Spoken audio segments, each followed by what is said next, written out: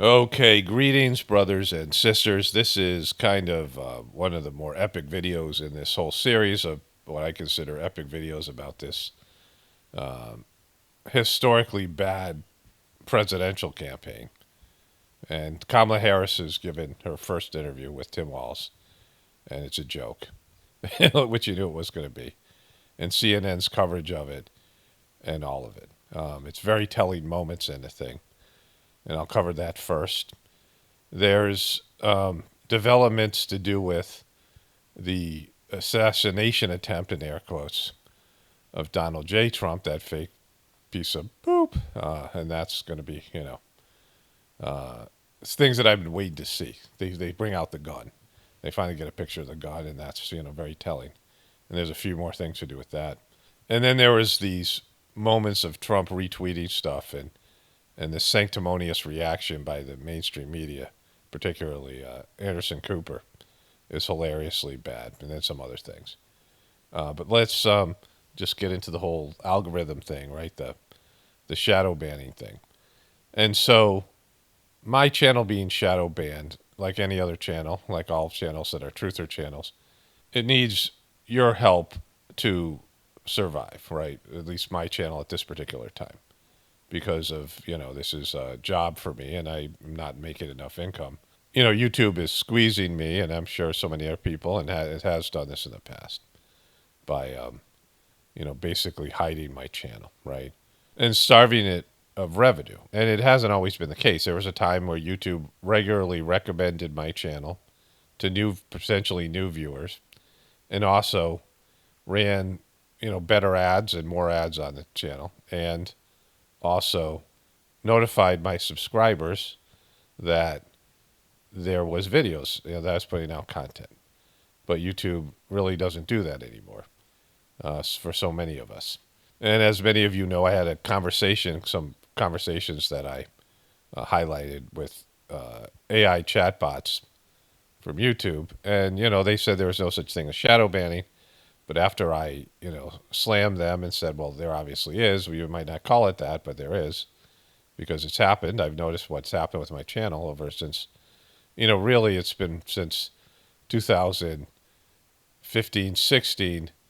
It's, there's been a slow trickle, but it really happened in 2019 when the election was happening and they were pressured to censor and, over COVID and these things, right, which we all know. And so YouTube has recommended my channel a little bit more, not like it used to be. I would say recommended, but notifying some of my old subscribers and people who had forgot about my content are showing back up and things like this. And so I've been saying lately that you have to try harder to get content like this, especially on YouTube or anywhere else. Like if it's not YouTube, you have to try harder just to find it on whatever platforms you go to, right? But it's just no longer recommended to you. There's a time when I was watching a lot of truther content before I was really making it as much. And at that time, I would go to my YouTube, feed, and there would be all these videos that were recommended. They used to recommend content like this all the time, but they don't. And so to keep the channel going, there needs to be some level of effort on the viewership part to participate in the channel's, survival. And, some of that is bookmarking the channel and realizing, leaving the tab open with the channel on it, the video page, and you'll see the new uploads. You go to my channel or any channel and you hit the video tab, and then it'll be the newest video is there first. And you can see the content there. You don't have to wait for notifications. And I make content every other day here, sometimes daily. And that's the best way to make sure that you bookmark the channel where the channel is, because sometimes it doesn't show up in the search results, which is bizarre, right? I mean, all these things. Shadow banning, right? So the other things are to like the video, comment, let YouTube algorithms know that you want to see more content from this channel. Resubscribe if you get unsubscribed, these things. And then there's ways to financially support the channel through you can join the whatever the membership program is. You can leave donations through the, super chat. And then there's merch. And then the other thing is to share videos and tell your friends and family about the channel, which is the most probably important thing in some ways. Because with YouTube not recommending my channel to new viewers, then there's no way forward. Like, no one's going to watch every second of videos for, 10, 15 years, right? People come and go, even people who really like the channel. They're not going to consistently watch the channel forever, right? So you need to bring in new people.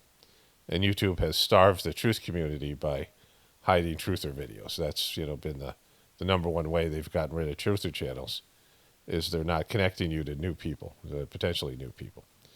But anyways, let's get into the Kamala Harris interview here. Okay, so let's start here. Extraordinary. Dana Bash describes interview moments when Harris discussed historic call with Biden. They did not put up the whole interview on YouTube. They put up 3 different segments on CNN, which you can watch the video in their crappy video player that has, it's not as good as the YouTube one. And for my purposes, because when you hit any kind of, let me just show you.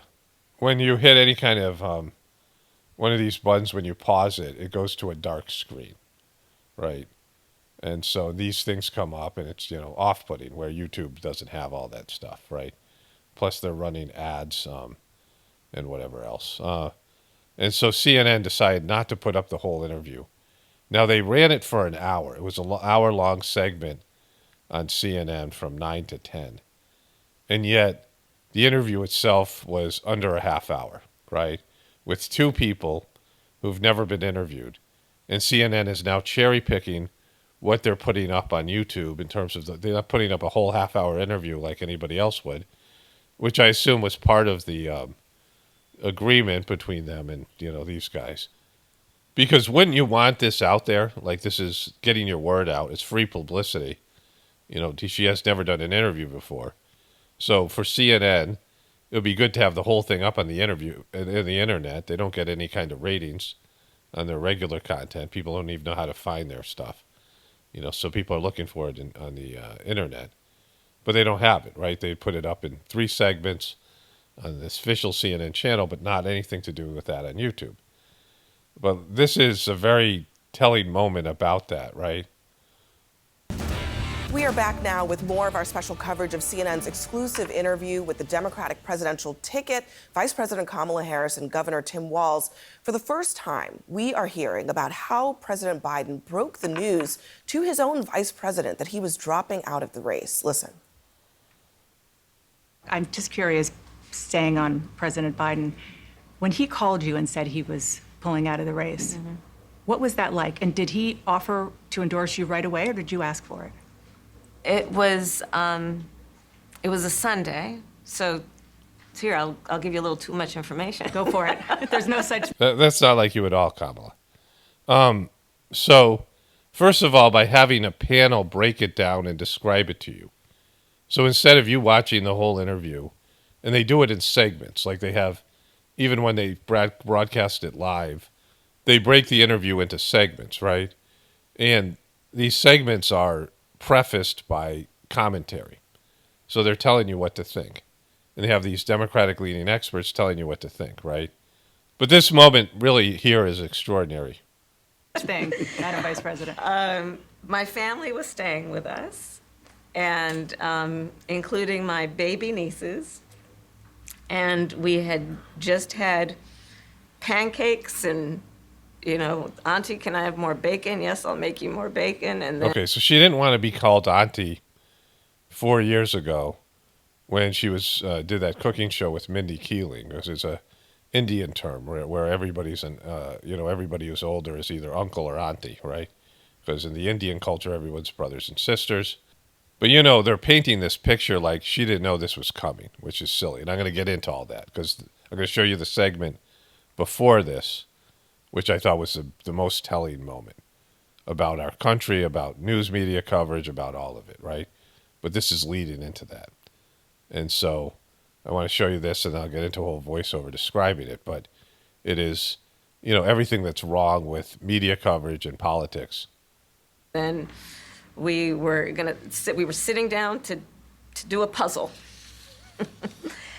And the phone rang, and it was... it's just she's trying to paint one of these pictures that they'd have video cameras there and have the phone call.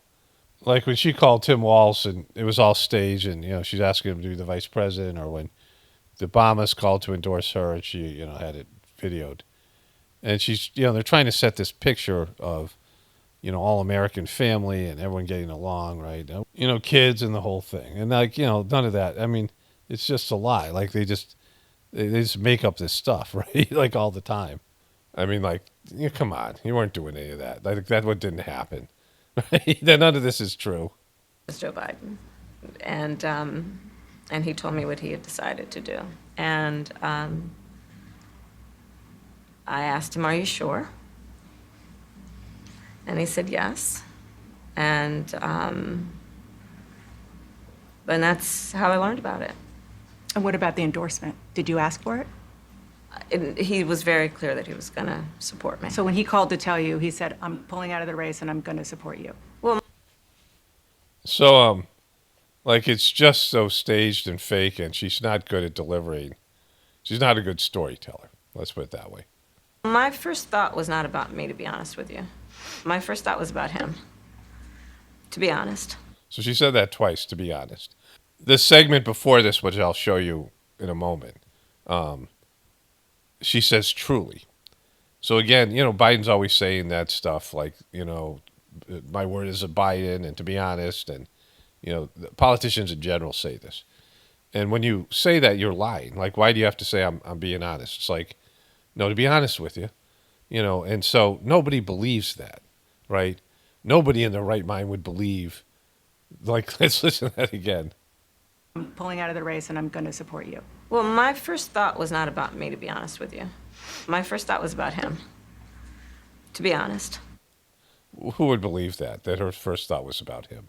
There's nothing in her character, nothing about her that you would think that that's the case. And she knew this was coming and was pushing for it, and they had arranged a deal behind the scenes. They weren't just winging it, which I'll get into. Like, she knew this was coming, and she knew this was coming years ago when she agreed to be the vice president.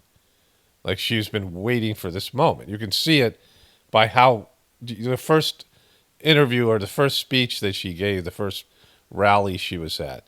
Remember how she was beaming that she was now running for president? She was glowing with, happiness and joy and, oh my God, I'm finally getting it, my chance, right?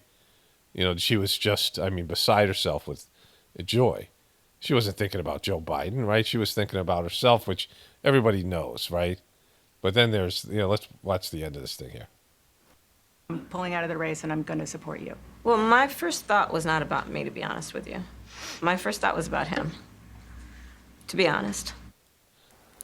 Let's bring in Dana Bash. She's in Savannah, Georgia, where this interview took place. Dana, that is very, very interesting. And for those of us who lived through that weekend in a lot of different ways. Wait, lived through that weekend?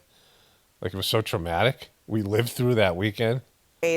She found out that morning, and she asked him, are you sure? That's extraordinary. Okay, so you believe that BS that you just said? You believe that? Like, you're a reporter. These politicians are always lying and staging. This is a part of their political brand, the pancake story. We're just, like ordinary folks. I was with my nieces, we have kids, so it wasn't like she was with her own kids, right? She always, they're rolling out her nieces here a bunch of different ways. The nieces, there's a picture that's going to come up at the end of the thing. And so that's where you're going with this, right? Like, you're going to say that you just took that at face value, that total self-serving story about how she was just thinking about Joe Biden and that she was just sitting there with her family about to do a puzzle. You bought that shit, right? It's, it's just like, that's not your job. Like, and you're sitting there like, oh my God, this is an amazing moment, right? And all these people here are just. It is extraordinary.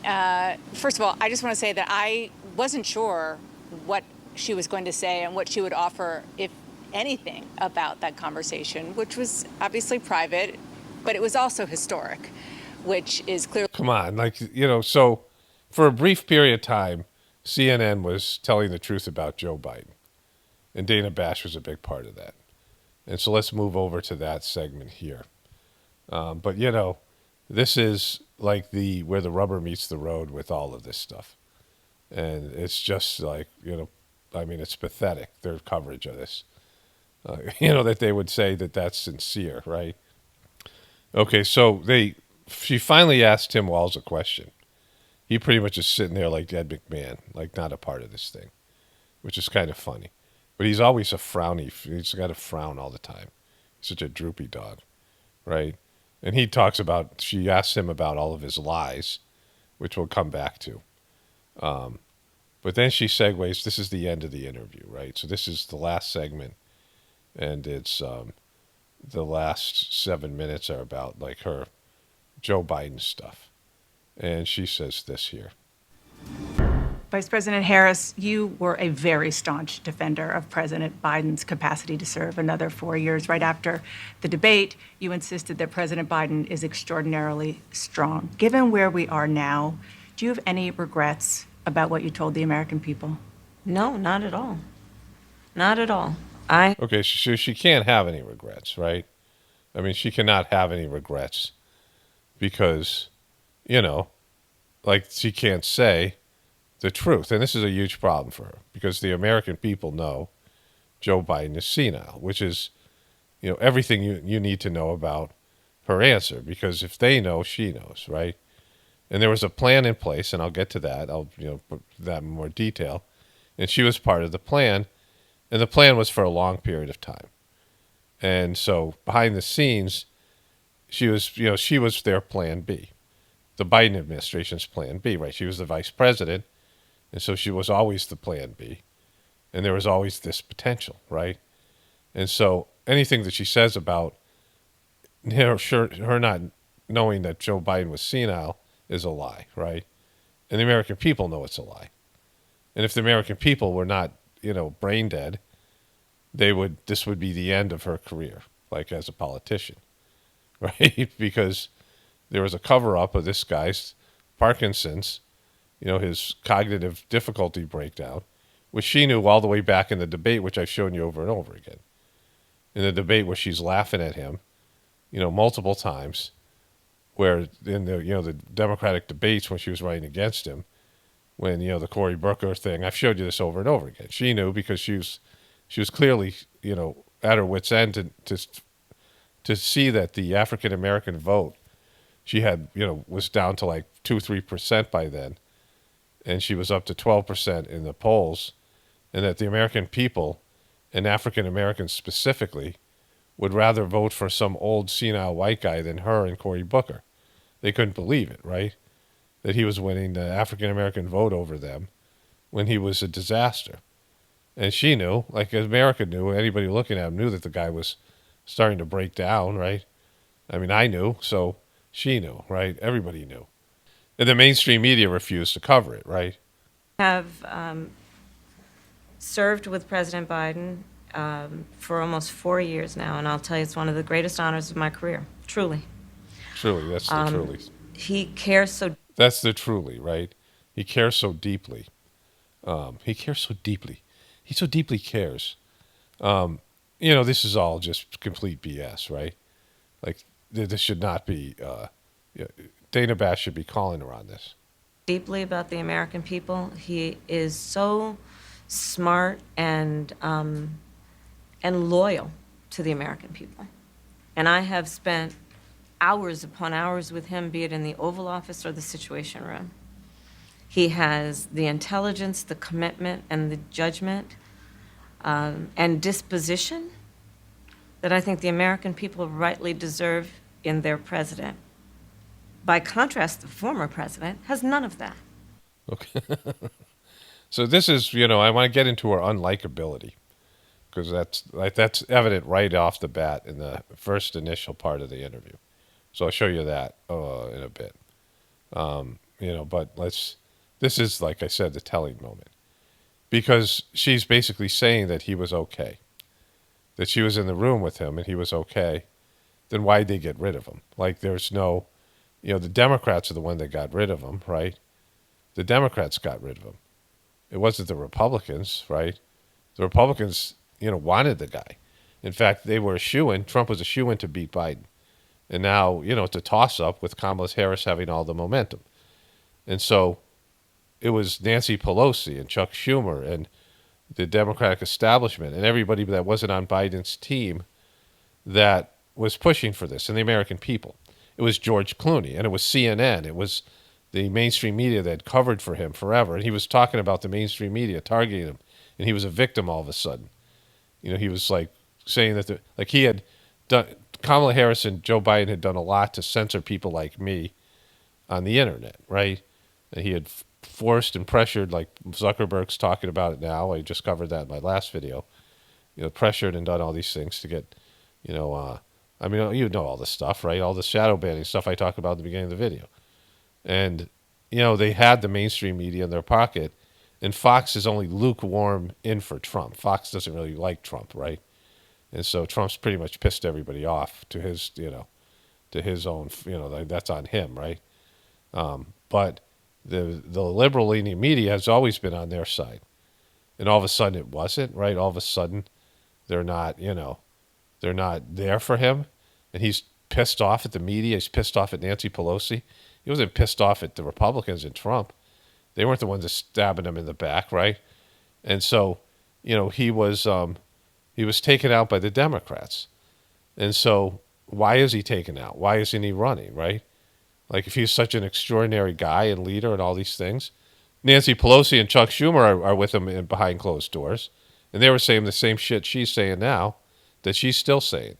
But she can't say the truth, which is he was senile.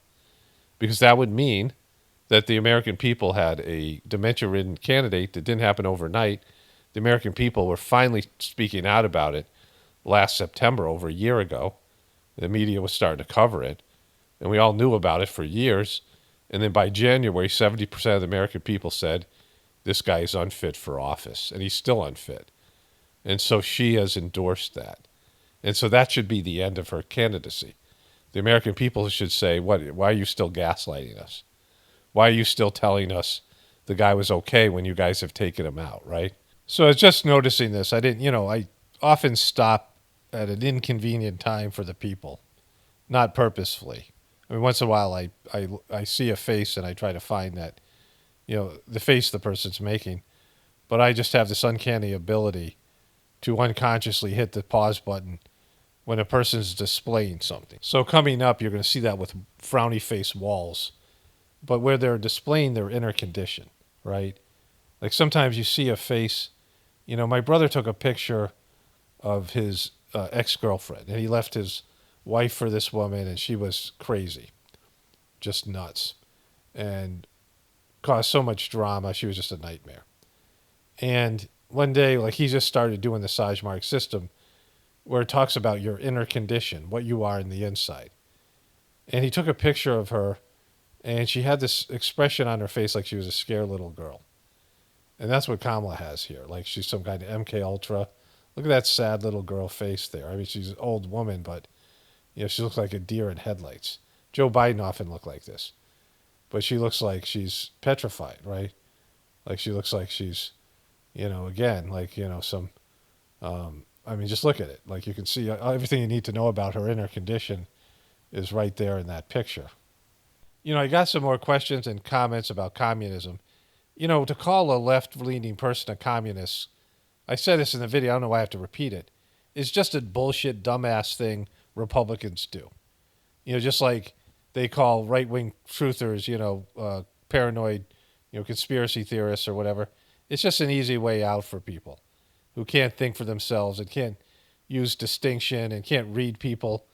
Like Kamala Harris is not a communist. She is a self-serving person. She isn't about. Communism isn't a winning theory or winning. It isn't something you can win with, either politically or in any other way, right? Communist policies. She'll push the New World Order agenda, which isn't communism, it's control. And the agenda that's coming, Trump and Kamala are both facilitating that agenda consciously and unconsciously.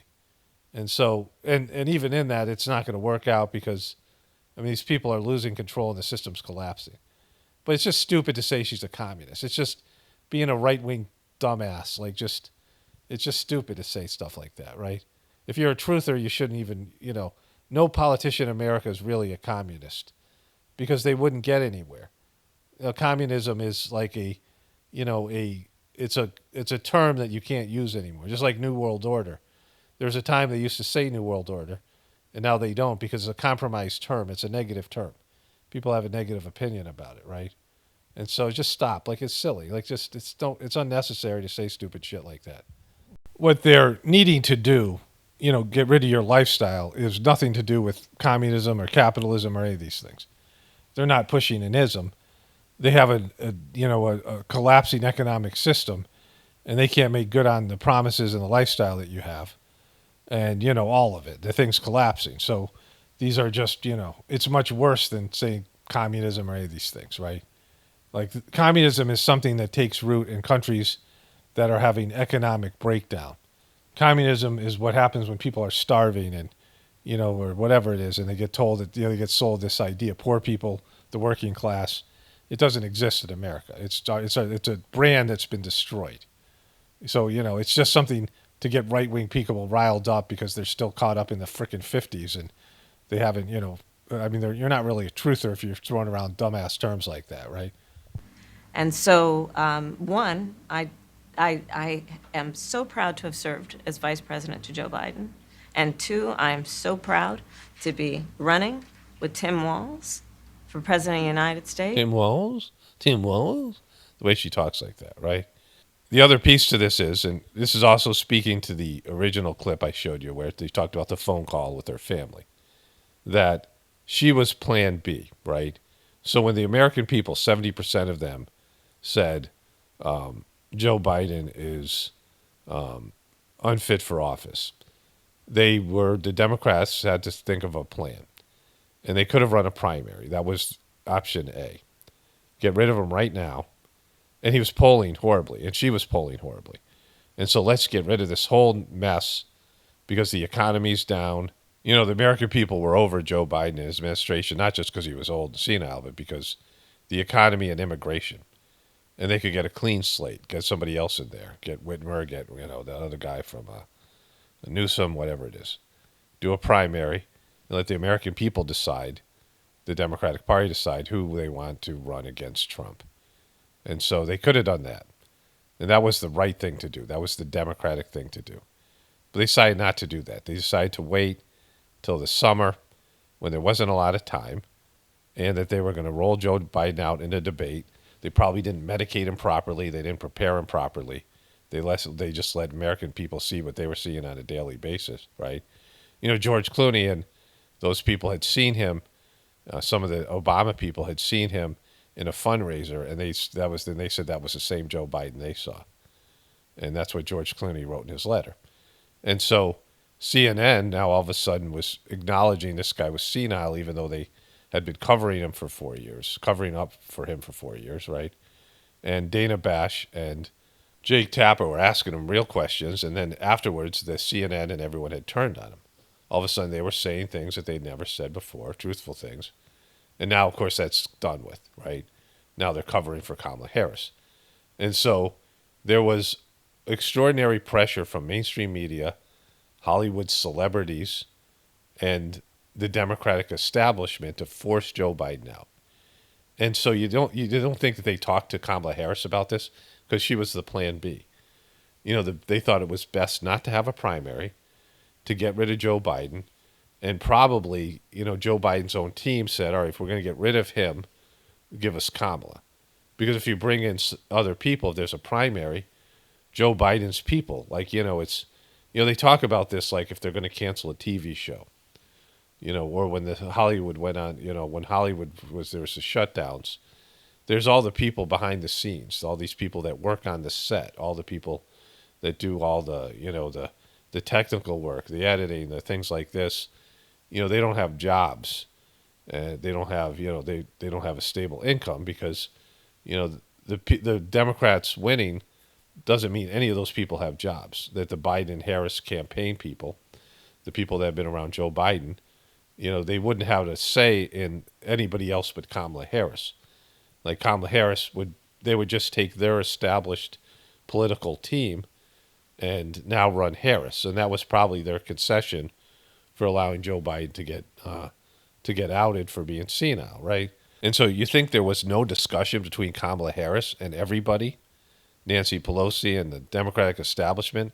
You know, the one thing that they've done competently, because they've been a mess the last 8 years or more. I mean, the whole thing with Hillary Clinton, and ever since that time, you know, the end of the Barack Obama presidency, the Democratic Party has stepped in it one time after another. They've just been a disaster, completely incompetent, right? And so this has been their masterpiece, them transitioning Joe Biden out and bringing in Kamala Harris, an unlikable candidate, right? Somebody that nobody really wants to vote for, and selling her to the American people and creating this fake enthusiasm around her candidacy, right? This has been their masterpiece. And you think they're just winging it? Like they just did that, like, you know, without planning this thing? They did a debate before the conventions, which almost never happens. The debates are almost always after the conventions, right? And so they did an early debate, a debate that Joe Biden was, you know, completely shit the bed, which everyone knew he was going to. Everyone was watching for it, waiting for it. And then from that disastrous performance, you know, he fought in tooth and nail to stick to be the nominee, and they were taking him out. You know that the establishment had turned on him. And, you know, this is some deeper level stuff, right? But, you know, it's not that hard to see. The change in the media coverage, the change in the Democratic establishment who had been saying, you know, this guy's behind closed doors, this guy's great. And so they forced him out. So she didn't find out when she had pancakes. You know, was wondering what's going to happen. They already had a plan in place. They had to execute it this seamlessly. The timing of it and everything was imperative to, you know, not enough time for people to get sick of Kamala Harris and see her for what she is, you know, but enough time for her to establish herself as a candidate. This is the optimal. I mean, they've done this really well. This is the first sign of competence from the Democratic Party in years. But everything she's saying here is bullshit, and the media knows it. I mean, more than anybody else. Like, they're just there watching it, right? They know this is all political theater. And the American people know it to whatever extent. The American people, even the dumbest people, you know, over 70% of them, and it was really more because the Republicans started to change their opinion about it because they wanted, after that disastrous debate performance, they didn't want Joe Biden gone.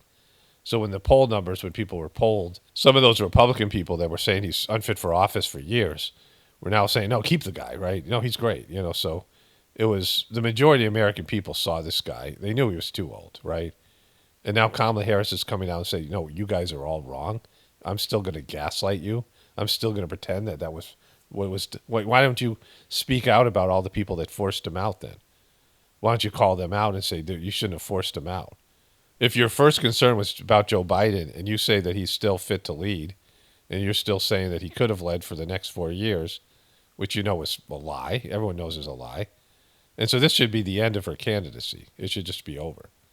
Like, she's just bald-faced lying and gaslighting the American people. And they all know what happened. They all know what they saw. But everyone's so pathetic now, and no one has any standards or self-respect, that this isn't going to be an issue. I mean, it should be.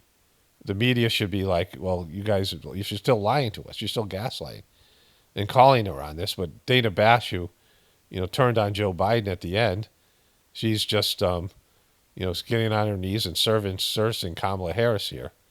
I mean, the whole thing is just disgusting, right? And it's great for a lot of reasons, at least for me, because I've been talking about this for years. There is no democracy. There's no nothing. There's no, you know, legitimacy to any of it. There's no legitimacy to the media, and there's no legitimacy to the political process, because she did not receive any votes. This is unconstitutional.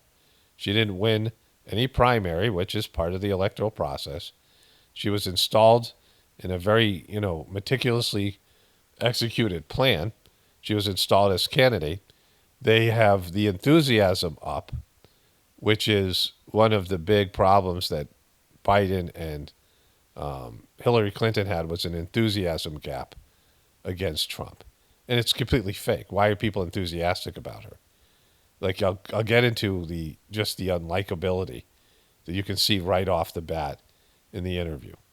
Her expressions, her mannerisms, the tone of her voice, she just doesn't appeal to people. She's off-putting.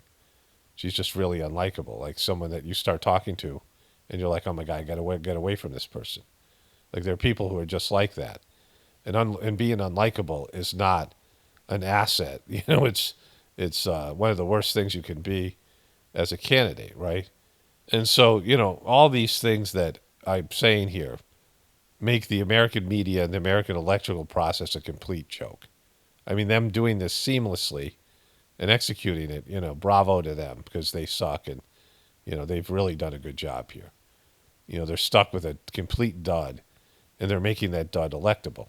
And of course, Donald Trump is helping and the rest of it. But if she wins the election, this is like everything that I've been saying. Like it completely validates and even if they don't, it still validates because the fact she even has a chance, she's running on a horrible record. The American people are dissatisfied with the Biden administration, and they just perpetrated a scam and a con on the American people, pretending a guy who has cognitive issues doesn't. And they lied, and she's still lying about it, right? And so with all those negatives, she still has a chance to win. And that means that, the deception and what they're doing and the complicit nature of the other piece to this is, and this is also speaking to the original clip I showed you where they talked about the phone call with her family, that she was plan B, right? So when the American people, 70% of them said Joe Biden is unfit for office, the Democrats had to think of a plan. And they could have run a primary. That was option A. Get rid of him right now. And he was polling horribly, and she was polling horribly. And so let's get rid of this whole mess because the economy's down. I'll show you her unlikability on a subconscious level. There are people who are just, you meet people, and your immediate reaction, your intuition, your immediate, take of that person is that they're horrible and stay away from them. Like they're just immediately, your internal world saying run. And sometimes that's maybe specific to you, what this person represents to you in terms of a past life, in terms of this life, in terms of whatever, right? But sometimes that's universal, like that's who the person is. That your first initial take, your first initial hit on somebody, your first impression is, this is a horrible person. And everyone's first impression of Kamala Harris was that, right? Like she had no followers or lovers, like people who, when she ran this is for Democrats across the country, their first impression of Kamala Harris was ick, right? Like, no, stop, like, let's get her away. We don't want this. I don't want this in my life. We don't want this. And she was rejected as a candidate. And this was on full display in the interview. She's repulsive. She repels you. And I'm not talking about her physical appearance or her looks, but just everything, her energy that she exudes, who she is as a person. And yet the Democratic establishment and the media has been able to sell her, and people are enthusiastic about her when, everything in their system is screaming no, right? And I'm not talking about, obviously, the Republicans were never going to accept her, the hardcore Republicans and Trumpers, but, she's winning over the Democrats now and the independents. You meet people in your life that you have that reaction to. Many of us have had this experience where we meet somebody and our intuition, everything, that our reaction to them is this one of, repulsion. And yet the person's able to win you over. Maybe there's some connection in terms of, negative connection or past connection. And the person's able to win you over and you start seeing them in a different light, right? You start seeing them in a way. This happened to me a few times. And when everything comes out, when the person displays themselves, you were like, oh my God, I should have listened to my first reaction. I should have, my first impression of this person, I should have, like you have this memory of how it was, and you're like, oh, that's why I felt this way. And there are people out there that are able to do this to lots of people. They have they repel people, and yet they win those people over. And occasionally you have a reaction to somebody because they have an abrasive personality, and later on you find they're very loving, they have a sweetheart. So, the other thing could be true too. But that isn't the case with Kamala Harris. Kamala Harris is just like despicable, like all these politicians are, but she just displays it. And it's on full display. And even with her doing that, they're somehow able to get the American people, who are just so brain dead, to buy into this, right? It's an amazing, example of how degraded the decision making and the, just the natural, horse sense, the farmer sense of people, the natural sort of like just, not just intuition, but just being able to see things the way they are. People are so messed up that they can be deceived in this way, that they can take somebody who should never be in a situation like she shouldn't be a politician because she's not likable. Being likable is one of the main things, and they're able to deceive people. So when I go through the beginning of the video, I want to get back to what I was covering here. But when I go to the beginning of the video, I'll show you this, right? Like just initially, like just how she comes across initially when you're seeing her for the first time, or just at least in terms of an interview, and everything about her, like it just screams at you, this is a bad person. All right, let's get back into it here. Okay, so there's not much more at the end of the interview here. This, we already saw the part where she asked her about the conversation she had with Joe Biden. We'll pick up the tail end of that here where she says, oh, I was just thinking about him. Like nobody would believe that, right? It's fundamentally dishonest. I don't think there's anybody in the world that's conscious. You're going to have these Democratic dopes that are just going to like whoever the Democrats put out there, and the people who hate Trump.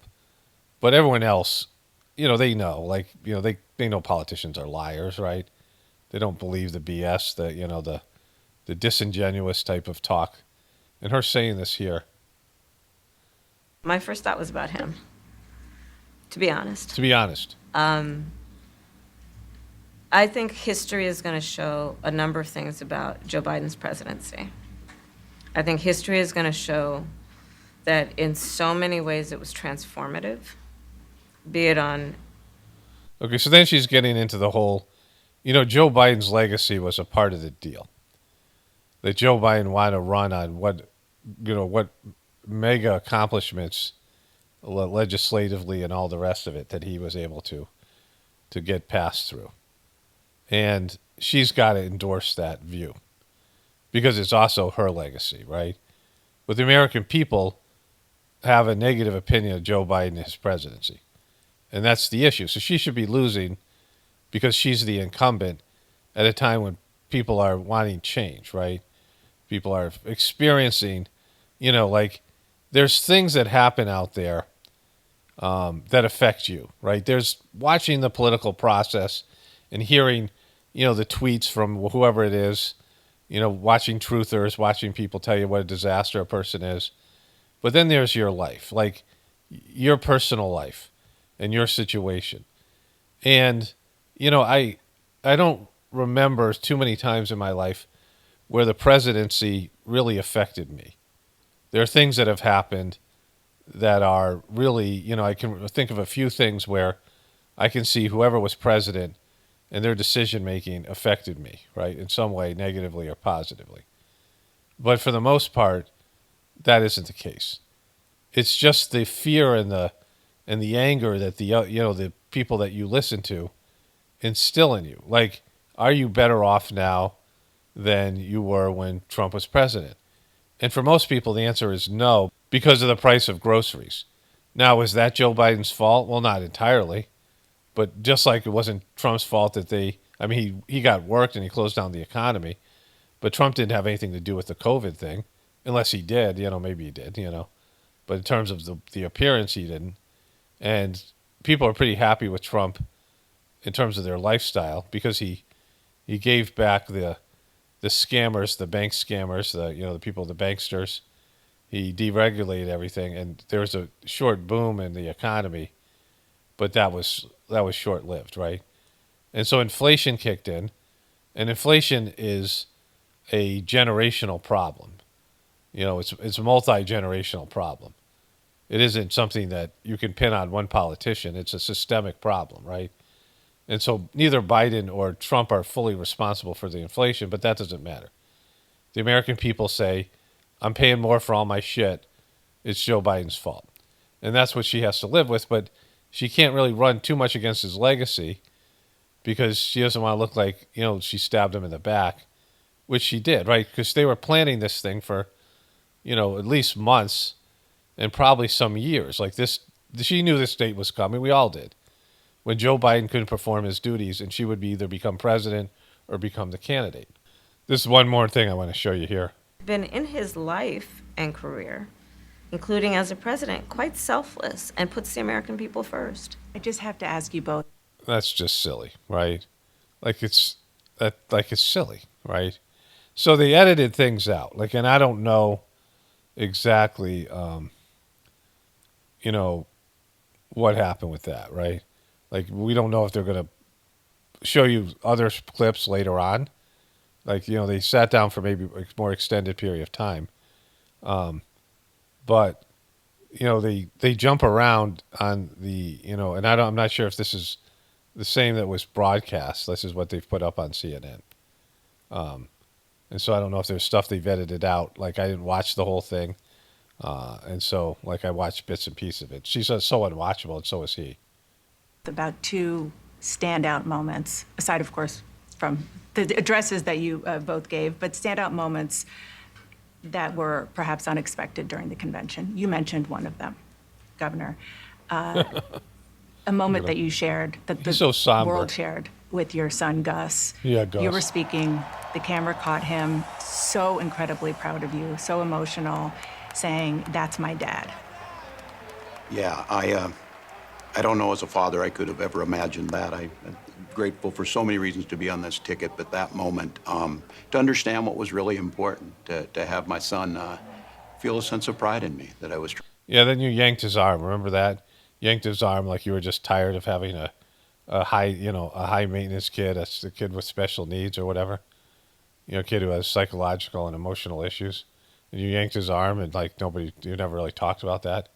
He kind of makes reference to it earlier, but not really. Trying to do the right thing, and it was you try and protect your kids. It brings notoriety and things, but it was just such a visceral, emotional moment that I'm grateful I got to experience it, and I'm so proud of him. I'm proud. No, you didn't. You didn't experience it at all.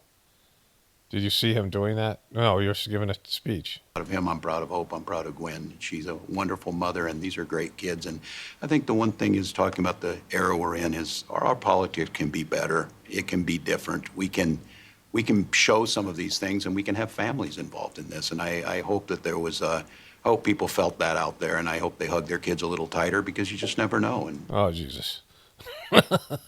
First of all, your whole signature campaign line is that the other side is so weird, which is a very immature high schoolish, junior high type of attitude that you're taking towards. And when you guys are we'll get back into that when I show you the beginning of the video.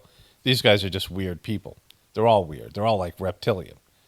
But, that's an attack on the other side. That's not family oriented.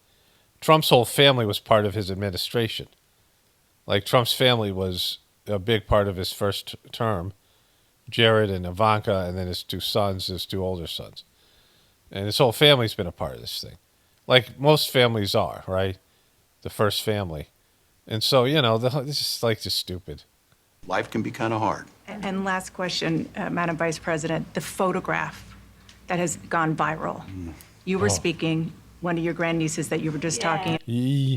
Just that smile. Smiles usually make other people happy. It's nice to see someone smiling. There's a reaction that you have to. I'm going to talk about this at the beginning of the video when we get back to the beginning of this interview. But with her, it's just scary, right? Was watching you accept the nomination. Mm-hmm. You didn't explicitly talk about gender or race in your speech, but it obviously means a lot to a lot of people, and that viral picture really says it. What does it mean to you? I am running because I believe that I am the best person to do this job at this moment. Yeah, no one else believes that, right? They just put this in, Harris, I'm the best person to do this job at this moment. For all Americans, They do this throughout the interview. regardless of race and gender. But I did see that photograph. See, what would make you think you're the best person? Like, her time as district attorney is marred with confusion and no real sense of, like I said, a compass, like some sort of dogma or a compass to a guiding force, right? And she got into politics by banging a 60-year-old guy, which we're going to get into more of the stuff later on in the video, which I always talk about. And then she got, she was unelectable as a Democratic presidential candidate. They installed her as a congresswoman, in the Senate. And then she gets to be vice president, God knows why, because of demographics and, Joe Biden wanting insurance policy or whatever. And so what would make you think that you're the most qualified person in all of America to do this job, right? It's silly. Like, I don't think anybody believes that. Like, you were just the person that was the Democrats were stuck with, right? For all Americans, regardless of race and gender. But I did see that photo. She did see that photograph. She did. She saw it. Like, you saw it? Yeah, it's unbelievable. And I was deeply touched by it. And you're right, it's the back of her head, her two little braids, and then I'm. It's a staged photograph, right? They put the girl right here for this photograph, and they had a photographer right behind her. These are front row seats. They had a photographer right behind her doing this, This was not, this is completely staged. The front of the photograph, obviously speaking. And it's very humbling. It's very humbling in many ways. Unlikable. All right, let's go back to the beginning here. Okay, so I forgot one key point, or I missed something. I went for a walk. And, Kamala Harris saying she's the best person to be president, right? Her saying she's running because she thinks she's the best person. That means she thinks she's better than Joe Biden, right? So she said Joe Biden's great. Joe Biden was great. Even now, lately he's been great behind closed doors in meetings. And she was 100% supporting him as president and was 100% supporting him in terms of his re-election bid. But she's saying she's better, that her presidency would somehow be better. She'd be a better president than Joe Biden. So she just undercut everything she said about him. Because if he was mentally healthy, then why wouldn't he still be there? Why did the Democrats get rid of him, right? The Democrats said he's the worst guy, that we'll take any other Democratic person, any legitimate Democratic candidate over Joe Biden. In this case, it was Kamala Harris, and she just happened to be the vice president, so she was, they manufactured this. But her saying that undercuts what she's saying about him, because the only reason he wouldn't be is because of dementia, right? Because he's broke down mentally, and there's only one reason to get rid of him. And then if that's the case, then he shouldn't be president now, right? So the deception, like all you need to know about her being a lying piece of shit is right there. Because she's saying she's the best, but she's saying how great he was and still is and still could be. Like, it doesn't, those things don't add up, right? Like, she's lying about something, and she's really lying about everything, right? So let's go to the Tim Walz part here. Tim Walz was, he was kind of ignored, like I said, but then there are some questions about his credibility. Let's get to that here. Governor Walz, the country is just starting to get to know you. I want to ask you a question about how you've described your service in the National Guard. You said that you carried weapons in war, but you have never deployed actually in a war zone. A campaign official said that you misspoke. Mr. Frowny Face, he misspoke, right? He misspoke. Did you? Well, first of all, I'm incredibly proud. I've done 24 years of wearing the uniform of this country. Equally proud of my service in a public school classroom, whether it's Congress or the governor. Look at her. Look at Kamala. This is her adoration look, right? So he's the second best person, Kamala. Like, you're the best person, but he's the second best person. The only reason you picked him, like, she is in the same situation that Joe Biden was in. She had to pick a white guy, right? And I like different. Like I don't like to see the same. I like parity. I like to see diversity. Like I don't like to see the same teams win. Whatever it is, unless it's a team that I really like or something, right? But I like to see teams that have never won the Super Bowl or whatever it is, right? Like I like to see Barack Obama be, a black guy win the presidency, something different, right? Like even if they're all shills, then it's something different. Like I would like to see various types of ethnicities and different types of people, even like just not in terms of their personalities. Somebody who's more quirky or whatever, right? Like George W. Bush was pretty quirky. But I am into change, right? But she had to nominate a white guy, and she had Josh Shapiro, who became Genocide Josh. So he was a no, she couldn't use him. That was her first choice. There was that other guy, I forget who he was, and he had another issue too. And with all the issues that she was having for taking over Joe Biden, she went with the safest possible choice, which was this guy, right? This guy is your whatever college they call that thing, and when you're applying for colleges, like it's your, if you don't get into the colleges you want to get in, he's your safe choice, your backup choice. And he was like Plan B, as she was, right? This is Plan B right here. This is the Plan B ticket. Record speaks for itself, but I think people are coming to get to know me. I speak like they do. I speak candidly. I wear my emotions on my sleeves, and I speak especially passionately about our children being shot in schools and around guns. So I think people know me. They know who I am. They know where my heart is. And again, my record has been out there for over 40 years to speak for itself. And the idea that you said that you were in war, Yeah. did you misspeak as the campaign has said? Yeah, I said we were talking about, in this case, this was after a school shooting, the ideas of carrying these weapons of war. And my wife, the English teacher, told me my grammar is not always correct. But again, What do you mean your grammar isn't always correct?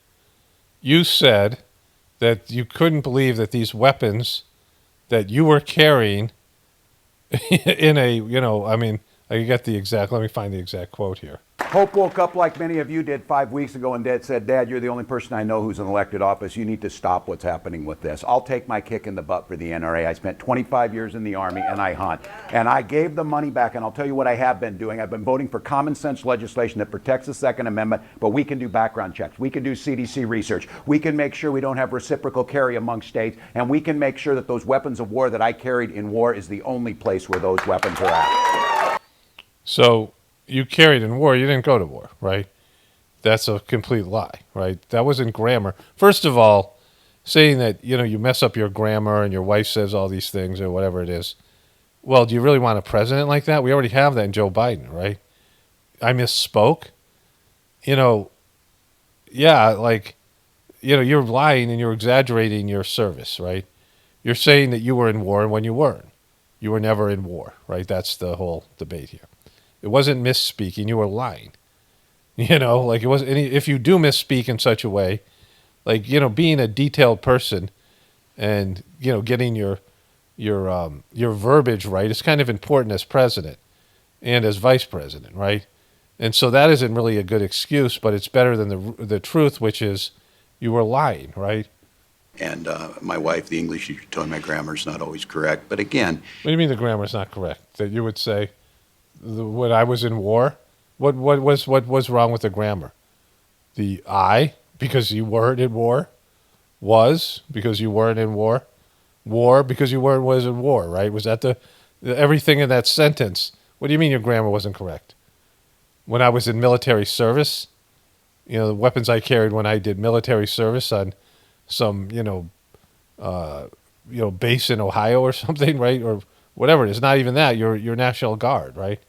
Weekend warrior or whatever they call them, right? And so, that isn't correct. You were exaggerating and lying about what your service was. And so that's, a lie. It's not, grammatical. if it's not this, it's an attack on my children for showing love for me, or it's an attack on my dog. I'm not going to do that. And the one Okay, it wasn't an attack on your dog. Nobody has a problem with your dog if you actually have one. You showed two different dogs with the same name. Imagine if he showed a picture. So what happened was he showed a picture of one dog on Twitter, and then 2 months later, another dog on Twitter. different species, different sizes.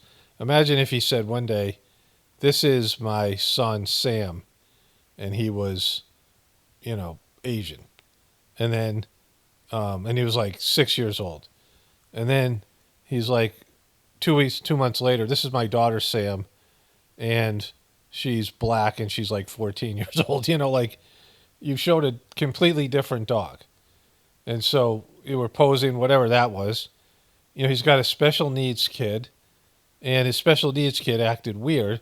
And again, I mean, people are different, whatever. The kid's got like a lot of issues, and people gravitated to that. But you've been calling people weird, and you acted weird, your family acted weird, and so like you brought the weird word out there.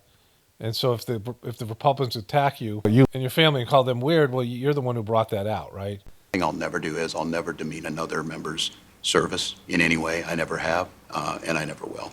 One other question, because again, this is all new. Yeah. I mean, this was not, however many days ago, this was not on either of your bingo cards, especially yours. You had to clarify that you had said that you and your wife used IVF, but it turned out you used a different kind of fertility in order to have children. And then when you ran for Congress in 2006, your campaign repeatedly made false statements about a 1995 arrest for drunk and reckless driving. What do you say to voters who aren't sure whether they can take you at your word? Well, I've been very public. I think they can see my students come out, former folks I've served with, and they vouch for me. I certainly own my mistakes. Okay, so you're a liar, though. You lied about two big things there. The IBF, which, like, it's probably not a lie as much as he didn't even know what his wife was doing, right? Because his wife was probably going through the treatments, and he called it IBF. Now, that could be someone who just is paying so little attention to his family and his wife or whatever that he doesn't know what the thing is, right? Like, if he was making this case that, and he's talking about reproductive rights. And, instead of like having a story about an abortion, he has a story where his wife couldn't get pregnant. Either he was shooting blanks or she was, whatever. Like one of the two of them was, the issue, right? And he talked about how hard it was. And how hard could it have been if you don't even know what the fuck you were doing, right? And so, like, he's such a strange person. And look at her look. Look at her look. Like she's trying to make it look like she adores him and like how great he is. She does this look all the time. It's completely performative. It's off-putting because it almost looks like she's ready to eat him too, right? Like she's got this. It's like a witch-like look. Mistakes when I make them. The one thing I'll tell you is I wished in this country wouldn't have to do this. I spoke about our infertility issues because it's hell, and families know this. And again, if it's hell, then why don't you know what procedure was the cure to it? I spoke about the treatments that were available to us that had those beautiful children there. That's quite a contrast in folks that are trying to take those rights away from us. And so I think people know who I am. They know that record. They've seen that. I've taught thousands. Yeah, they don't know who you are. That's the whole point. They don't know what you just said. No one knows who you are. You're new to this. They don't know who you are. Like, and you're a liar. Like she pointed out 5 lies that they found already about you, right? And you're lying about everything. Like the whole Democratic convention was a lie, right? Students, I've been out there, and I won't apologize for speaking passionately, whether it's guns in schools or protecting of reproductive rights. The contrast could not be clearer between what we're running against. The vice president's position on this has been clear, and I think most Americans get it if you've been through that. I don't think they're cutting hairs on IVF or IUI. I think what they're cutting hairs on is an abortion ban and the ability to be able to deny families the chance to have a beautiful child. Boom. Look at him. He's just a sad-looking, droopy dog motherfucker, right? Like, look at that. That's not a happy man. Like, look at this expression. Look at it. It's like, you're going to cry, bro? I'm going to cry. Look at this sad poor... What's wrong, bro? Like, you're doing an interview, your first one to be president. He's always got this frown. Sad eyes, droopy dog. Like, just a droopy dog, MNF-er, right? Like, he's the white guy, the Joe Biden, that she needs to replace Joe Biden, right? She needs a white guy in her ticket, and she picked this droopy dog, sad sack MNF-er. Look at him. Look at that MNF-er. That is not... And every time they cut away at the DNC, he had an expression like this. He had a frown, and he just looks like he's just ready to cry all the time. What's wrong, bro? You okay, bro? It's okay. It's just an interview with Dana Bash. All right, let's go back to the beginning of the interview. Okay, we'll come back to this in a moment. Look at these two sad sack MNFers here. I mean, just pathetic, like, just like really depressing. I want to talk a little bit. We'll get back to the beginning of the interview with Kamala Harris. The stuff that just her unlikability, which is a big part of this whole thing. And I got a lot of stuff to say about that. And how they've pulled off this awesome deception and hoax. I mean, it's really something for the Democratic. Congratulations on this, because they really duped the crap out of a lot of people. But I want to talk about gun control, but it's really about believability and who's more likely to get something done. And so, in my last video about Trump gun grabbing, I talked about, maybe the previous video I talked about the Dianne Feinstein having a ghoulgasm. And I found that clip, so I can show you the moment she had a ghoulgasm. And I got a couple of clips I want to show you. Let's go to the Twitter post first here. So I want to talk about hypocrisy, right? And, more it's about what people will convince themselves when the truth is just slapping them in the face, right? And so I posted this on my Pockets of Future tweeter. And if you guys want to be part of an experiment, show this to share it with your Trump-loving friends, and ask them to explain this, right?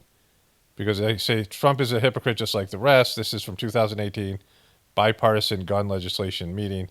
It was in February of 2018. And this is, of course, my meme here I've showed you guys a number of times. Conservatives. But take the guns first, go through due process second. And, the whole meeting is there. There's you can search those search terms, 2018 bipartisan gun legislation meeting.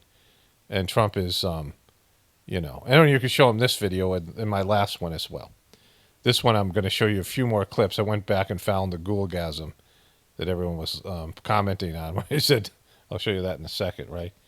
But, Trump was all into grabbing guns.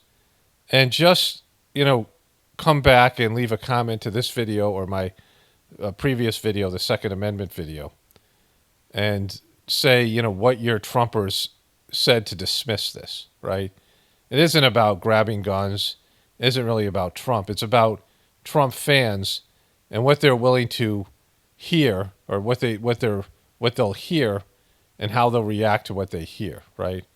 I mean, in terms of, they hear something that goes completely against their beliefs, and how they'll rearrange reality and give you some kind of, a Trump derangement syndrome in terms of the Trump cult. Okay, so I added this, comment down here to this Twitter post. Here is a full meeting. This is not taken out of context. Dianne Feinstein has a ghoulgasm when she thinks Trump is going to support her gun grabbing. And then there's the whole video. One of the videos I use for this, which is over an hour long, which captures these interactions, right? And so, that's, I've already had a couple comments, which I'll get to in a moment here. Okay, so let me explain this experiment here. And, it's like just a light experiment, but what you're pulling for is what Trumpers will say, because most Trumpers realize many of them are Second Amendment people, many of them are NRA people, and they are scared of gun grabbing, right? And what Trump said, if it was said by a Democrat, like Democrats can't say that shit, right? So, like, they talk about getting guns, but they have to be very specific about background checks or the rest of it. They can't, they'll lose their seat. I mean, the NRA and the gun lobby is so powerful, and I mean, they all are afraid to, say anything this dramatic. But Trump just goes out and says it. And like I said, I put the whole clip there. I'm not sure if I got the clip out of that or a shorter video, but it's probably in there somewhere. A 2018 meeting, right? And so just seeing what they'll say, if they're going to say it's out of context. And there's a couple of comments here that people have written already. Trump is pro 2A, even more so after the attempt. Kamala has come out and said she wanted to ban ARs. You could fact check this pretty easy. Dude just has TDS, right? I have TDS because, so all that. Wow, TDS runs rampant here. Nice clip about out of context. Trump is pro Second Amendment. TDS is real, folks. This video proves it. Fact. Like these really dumb people. Like they have Trump derangement syndrome in the opposite way. But Trump said it. And what are they going to do inside themselves to rationalize this? They might say stuff like, well, the Democrats are worse than he is, so he was just being performative, or he didn't know whatever excuse they use. And Trump is more likely to get the guns than anyone else. Let me show you the one clip here, then I'll show the Ghoulgasm clip. This is from the Democratic senator from West Virginia. So here's the Joe Manchin part. And here's Trump saying, he's talking about getting things done. Like Trump wants to be the guy who gets things done. Operation Warp Speed, whatever it is. He doesn't care what it is. He just wants to be the guy who gets it done. Like he doesn't have a dogma. He's in the dogma saying, hey, Trump does it better than anybody else, right? That's his thing. It's time that a president stepped up, and we haven't had him. And I'm talking Democrat and Republican presidents. They have not stepped up. Mr. President, the difference is this. There's not a person in West Virginia that believes that you're not going to defend their Second Amendment rights. Not a person. With you taking a lead on something like this, it gives them the comfort that something reasonable in this. So that was it, right?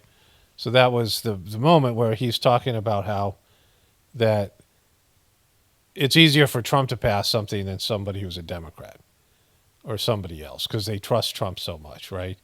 Which is the real scary part because Trump doesn't care about Second Amendment or them, right, or any of these things, or NRA.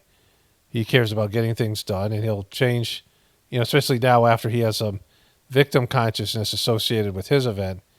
And if he's elected, I know they're going to go use that to try to get these, to get the guns, right? And he's saying he's willing to do that. So let me just rephrase all this stuff here. And so if you believe as a truther that they're going after your lifestyle and whatever your feelings about that, you can say it's some plot just to make people miserable. It's a power grab, or for me, it's the system's assed out. It's bankrupt, and they have no choice but to go after your lifestyle because they can't provide for it anymore. They promised you something they can't deliver on, and so to do that, they need to take your guns. Right? It has to disarm the American people because when the New Deal comes around, people are going to freak the F out, and so they have to get the guns. And, maybe that's not true, but that's probably true, right? Like, I am 99%, I'm 100%, but whatever.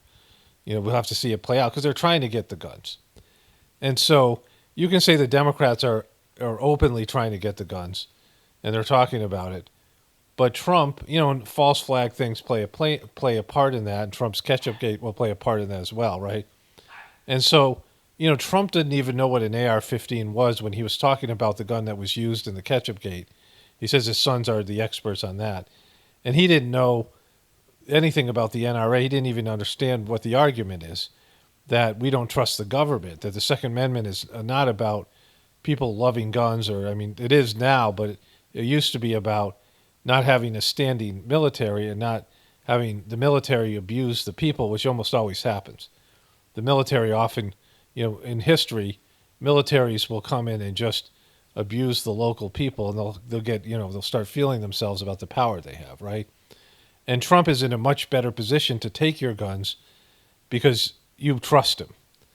And it's very hard for a Democrat to do it, but it's the same thing they did last time Trump was president. They pushed all this liberal agenda, and Trump was totally willing to go to martial law as well. If some events, and we know he'll play an actor with Ketchupgate, so that it's all set for Trump to grab your guns. So here's the Dianne Feinstein Ghoulgasm. That is more than we lost for brave troops in Iraq and Afghanistan. And so just doing something on this background check issue and using that as a base, and then I would like to add some of these other things we've talked about, I think would make a major difference. So if you could add that to this bill, that would be great, Diane. If you could add what you have also, and I think you can, into the bill. Joe, are you ready? Can you do that, Joe? That was the ghoulgasm that I spoke of, right? I found it. I was looking through, I was trying to find the Joe Manchin thing, which I think is coming up here. But this is the ghoulgasm. Watch it again. He says he wants Diane Goulstein's stuff to go into the bill. And, remember, she died with $110 million worth of assets and all that stuff. I think would make a major difference. So if you could add that to this bill, that would be great, Diane. If you could add what you have also, and I think you can, into the bill. Joe, are you ready? Can you do that? Joe, can you do that? Pat, can you add some of the things? You're not going to agree with me. If you help. Well, no, I'll help, but can you add what Amy and what Diane have? Can we add them in? And I know you can add what John I has. have another domestic violence bill that's very narrow, and it's about dating. So when I saw this ghoulgasm here, so many people commented it. I mean, just I come up with some effed up stuff, but I just, that's how I remembered it, right? Maybe whatever this is 2018. So I remembered this. One of the things I have going for me is I have a good memory. And so I remembered this interaction. And I thought it was completely effed up, but I knew that he didn't pass anything. But he was pushing for this stuff. I didn't cover it at the time because, it was, all the stuff that was going on with these events, right? Dating partners, and a number of states have just enacted it with Republicans. We're going to get it passed. Yeah. We're going to get it passed. If you can add domestic violence paragraphs, pages into this bill, I'm all for it. I think it's terrific. They didn't get passed, obviously. But he, for him, it's more important that he was the guy who got passed and all the other presidents had failed than it was that he cared about any of these things, right? And what I'm saying here, and, it's an interesting, I posted this stuff on Twitter if you guys want to share it with your Republican friends and then post their comments in either this video or the other video, probably this video because, this is the one we're talking about it, right?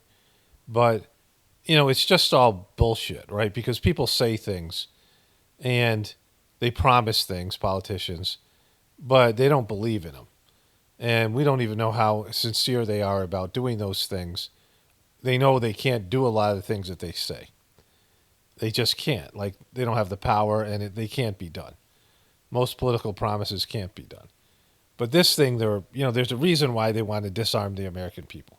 And again, I'm not a big gun person, but, this is the reality that we live in. And I know it would be way worse here if there wasn't the threat of militias and people rising up and, these things. Because, an unarmed population, we've seen what America does to unarmed populations, going all the way back to Native Americans and the slaves and things like this.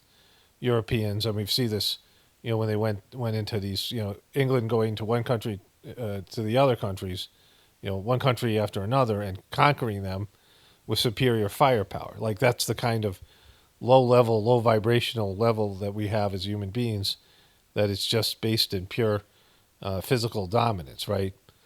And I know that, I talked about this with Obama. Obama was one of the hardest people on whistleblowers.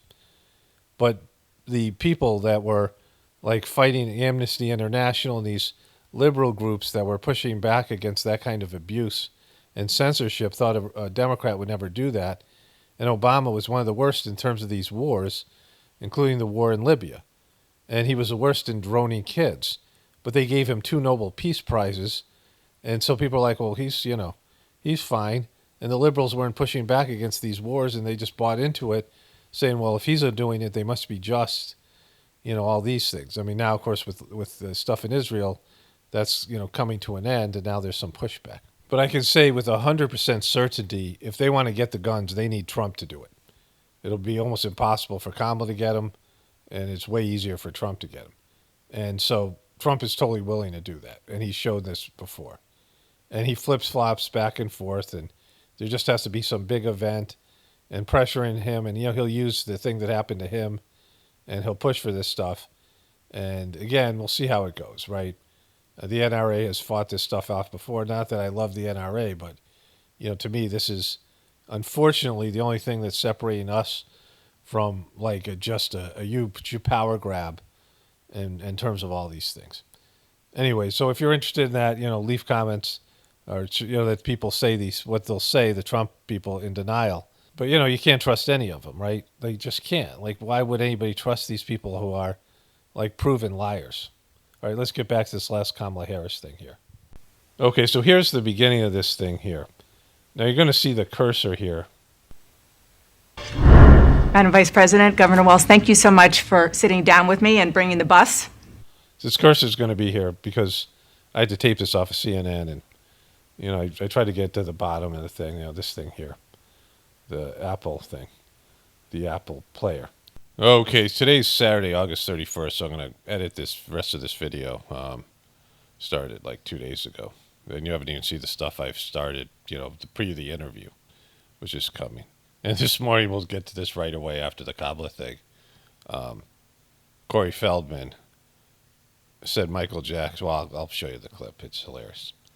But anyways, I forgot to say something about this. It was one of my, first thoughts about this interview. There was a time where the big event, 2001, the government interviewed George W. Bush, right, as like as being part of the whole, whatever the thing was, right? Like he was interviewed by the FBI, and Dick Cheney went with him. Like, so this is a criminal interview, like a investigative interview about a huge event that happened, and George Bush needed Dick Cheney to hold his hand. Like, you don't do that, right? And it was a very, informal. I mean, it was the lightest kind of interview. And Dick Cheney was there to make sure George Bush, like he was his handler. And, I'm not sure what the point of bringing these two people together, because they're both they're both weird, and they're both, the way they present, and the weird word is out there. Like, once you throw a word out there, like, it's going to come back on you, right? Like, all these politicians are not normal people. They try to act like normal people, and that's they're two, these two guys are, these two, the Democrats are trying to be just ordinary folks, and Donald Trump's the rich guy, and they're they're just like so normal, and just, they're just so like everybody else, but even more into serving other, all this stuff, right? They put out in the convention. But this is a weird thing, like she hasn't done any interviews.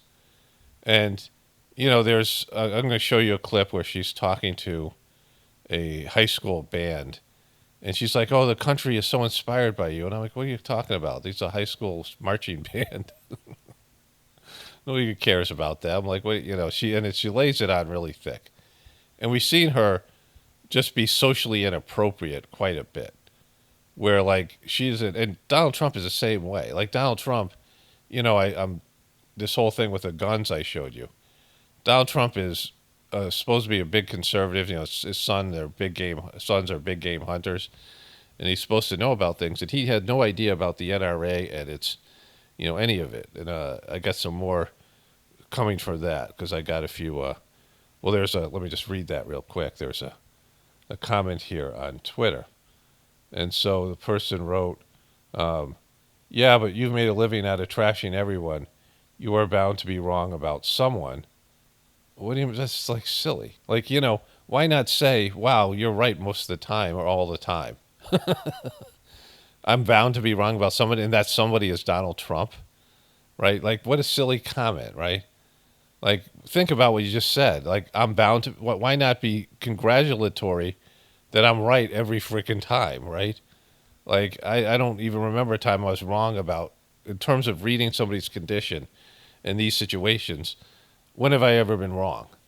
And if it is, it's like slight nuances, right? And usually it's because I side on the side of that person's better than I thought they were. I mean, this person's saying I'm trashing everybody, but if I am wrong, it's because I'm like, the person's worse. In fact, every time I am wrong, and I'm always a little bit wrong, it's because it's worse than I actually thought.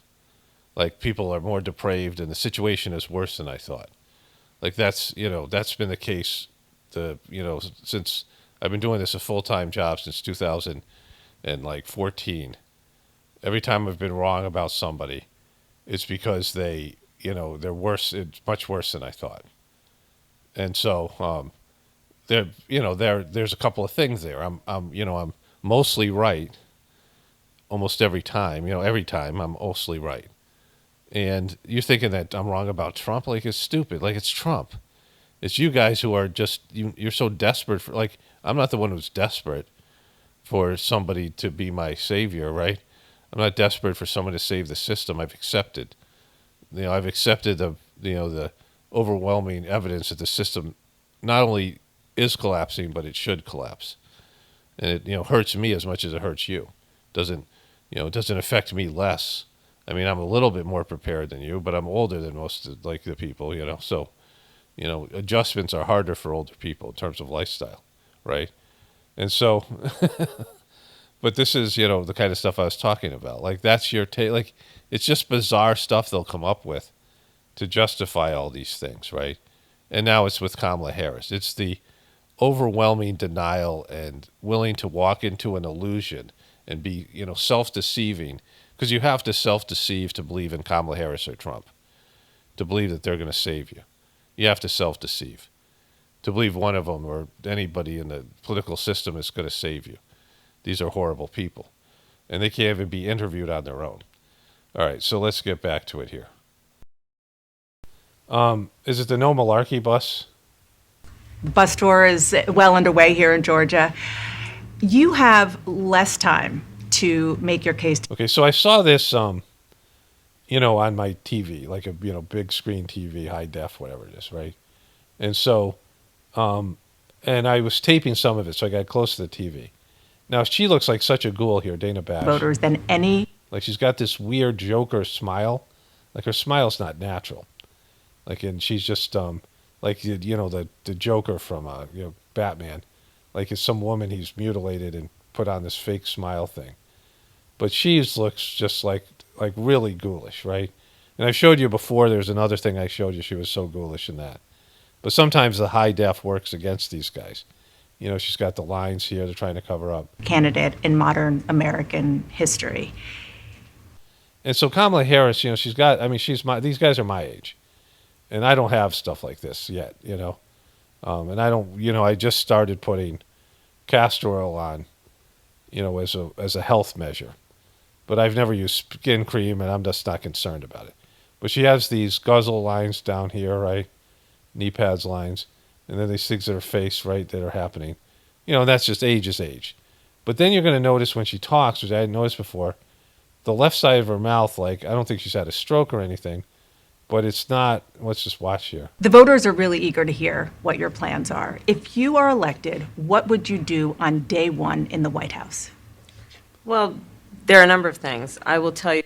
See, like this thing here, right here. Now, just the tone of her voice, there's things that on a subconscious level are just the way a person presents themselves, right? When you go in to get a psychological evaluation and the psychologist writes up or the counselor writes up an intake assessment, they'll talk about how the client presents, how they come across, like, do they make eye contact, and there's different terms for it, right?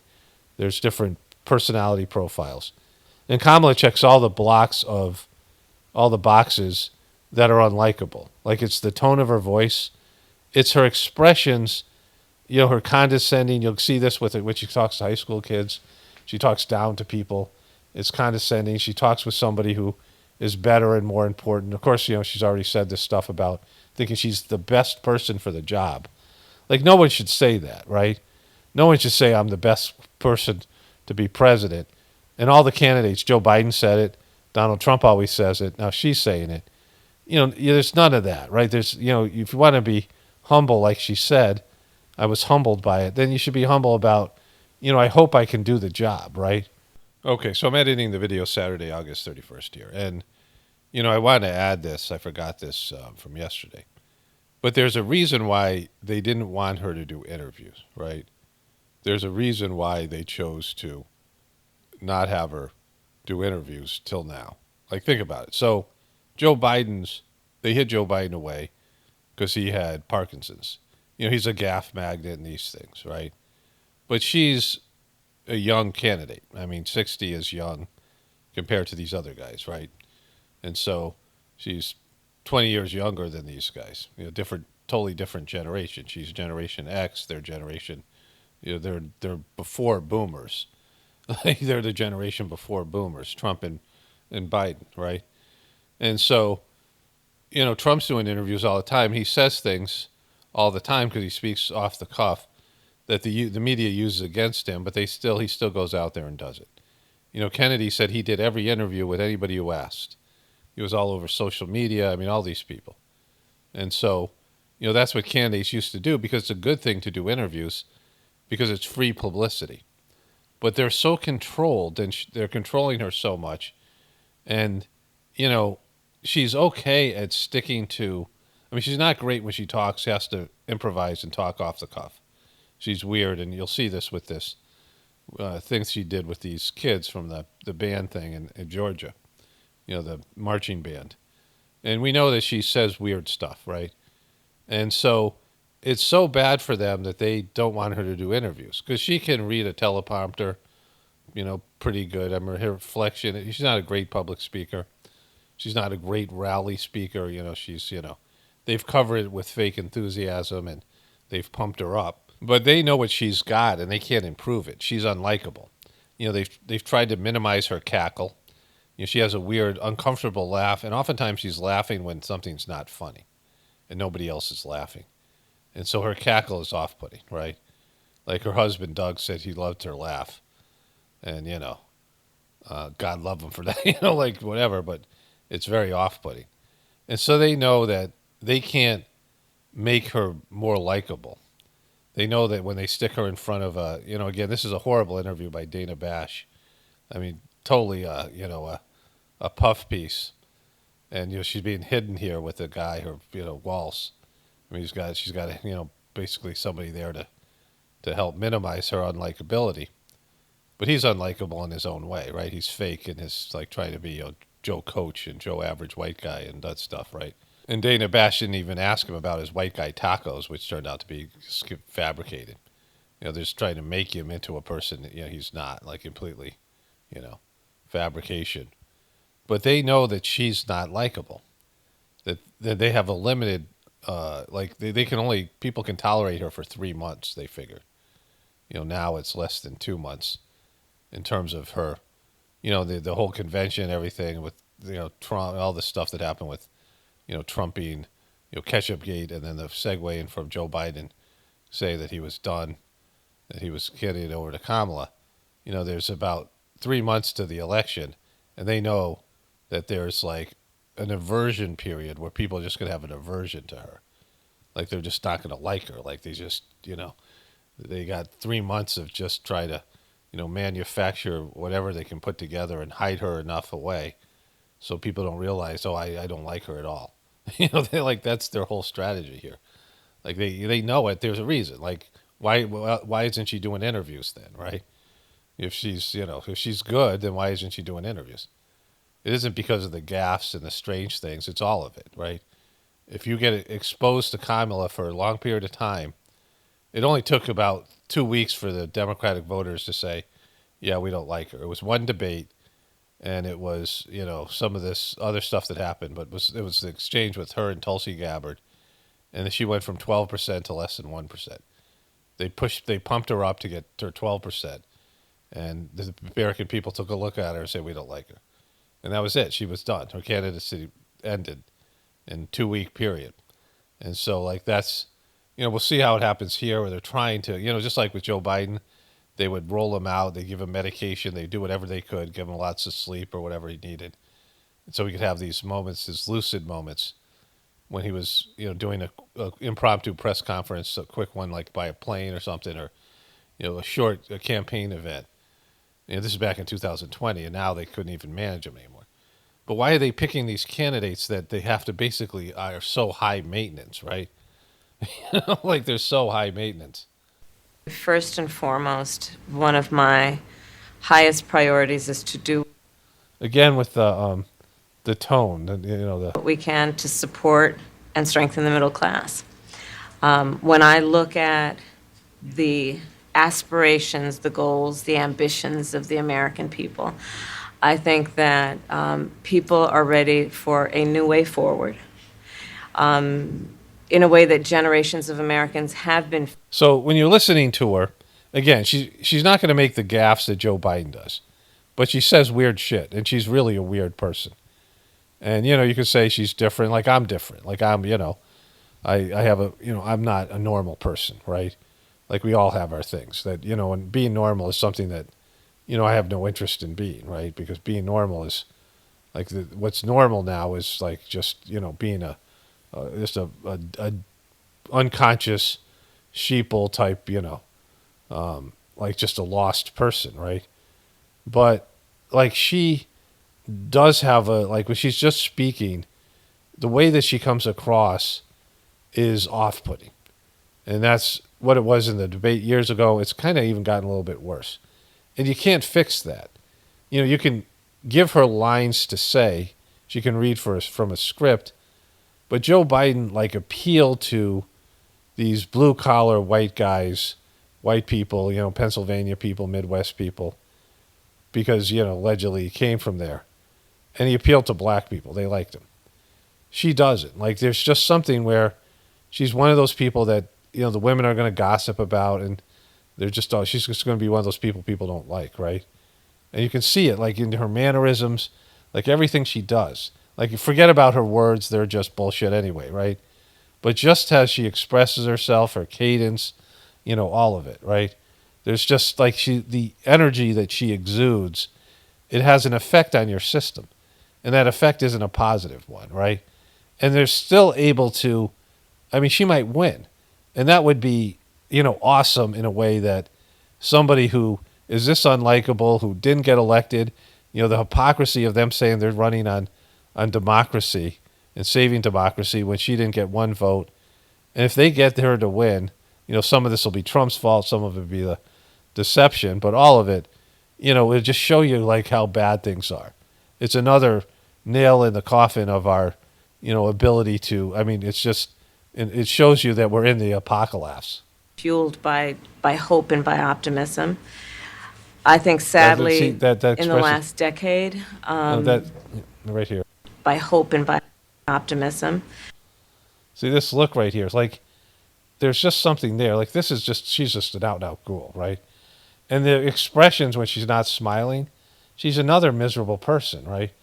Like there's no, the lines of just all of it. It's like, when people are, what you're born with in terms of your physical features. And so you're attractive, whatever it is, right? People think you're good looking, people think you're ugly. But as you get older, it isn't about that at all. It's about the heart you have. It's about your connection to God. It's about the life you lived. And spiritual people start exuding, loving energy and, as they mature and get older. And they become beautiful in a different way, right? Not in a sexual way, not in a, in terms of their features, because everyone's old, now you got wrinkles. But you're just this loving energy that you exude. And you see this with a lot of women who were attractive when they were younger.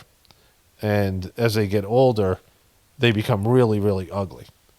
And they do plastic surgery and they put on makeup and they try to hide it. But they're just, who they are as a person, it's just written in their face, right? And like, babies and young people haven't, whatever they bring in from a past life isn't evident. They might be crying a lot, they might be miserable, whatever. But a baby itself is innocent, right? And it doesn't have any of these characteristics. Like, you don't look at a baby and say, oh, that's a demon baby, right? But once you start making mistakes and you turn into a bad kid or whatever it is, you're acting out, you're kind of obnoxious, you're a brat, and your behavior starts to, affect other people. Like people are like, I don't like that kid, right? But it gets just worse and worse as you get older. And then you're at this age and you're just a complete ghoul, right? Like there's no human being left there. I think sadly, in the last decade, we have had in the former president someone who has really been pushing an agenda and in an environment that is. So there's the decade again. And she made the mistake of saying a decade because, Hillary Clinton was a pit bull and she was just as negative as Trump and just as disliked.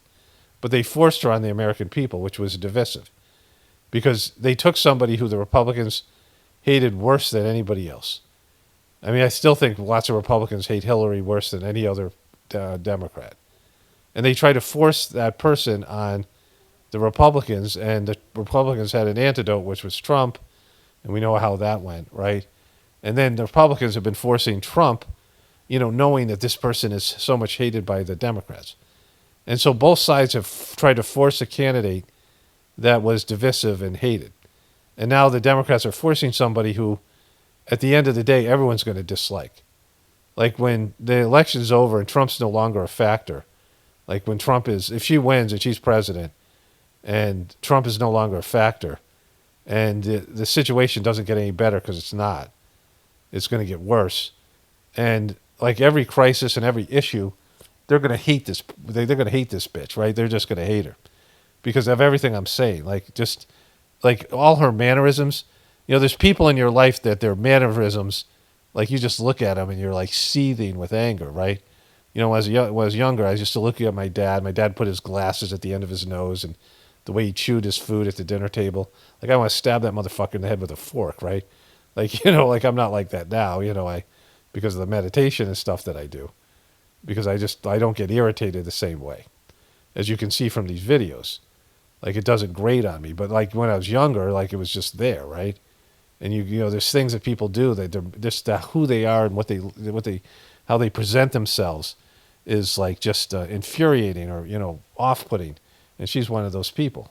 Is about diminishing the character and the strength of who we are as Americans, really dividing our nation, and I think. So watch the corner of her mouth here when she.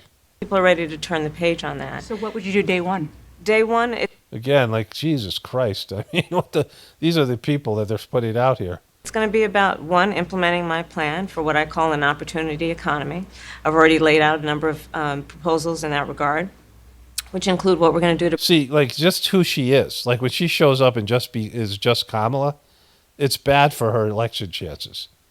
Like, everything about her is, and I'm not talking about her physical features. I'm talking about the energy she exudes.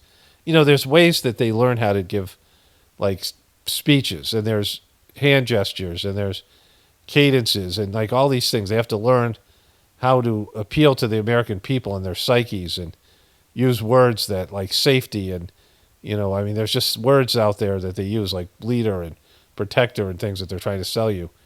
The key words that people need to hear and people are wanting to see right now, and all these things, this fake image. But when she shows up, she does things like just listening to her, it's just make it stop. It's like an annoying sound, like your fire alarm went off and you just can't wait to turn it off, right? Because it's grating on you. The reason you put your seatbelt on, like she's the human equivalent to the seatbelt noise.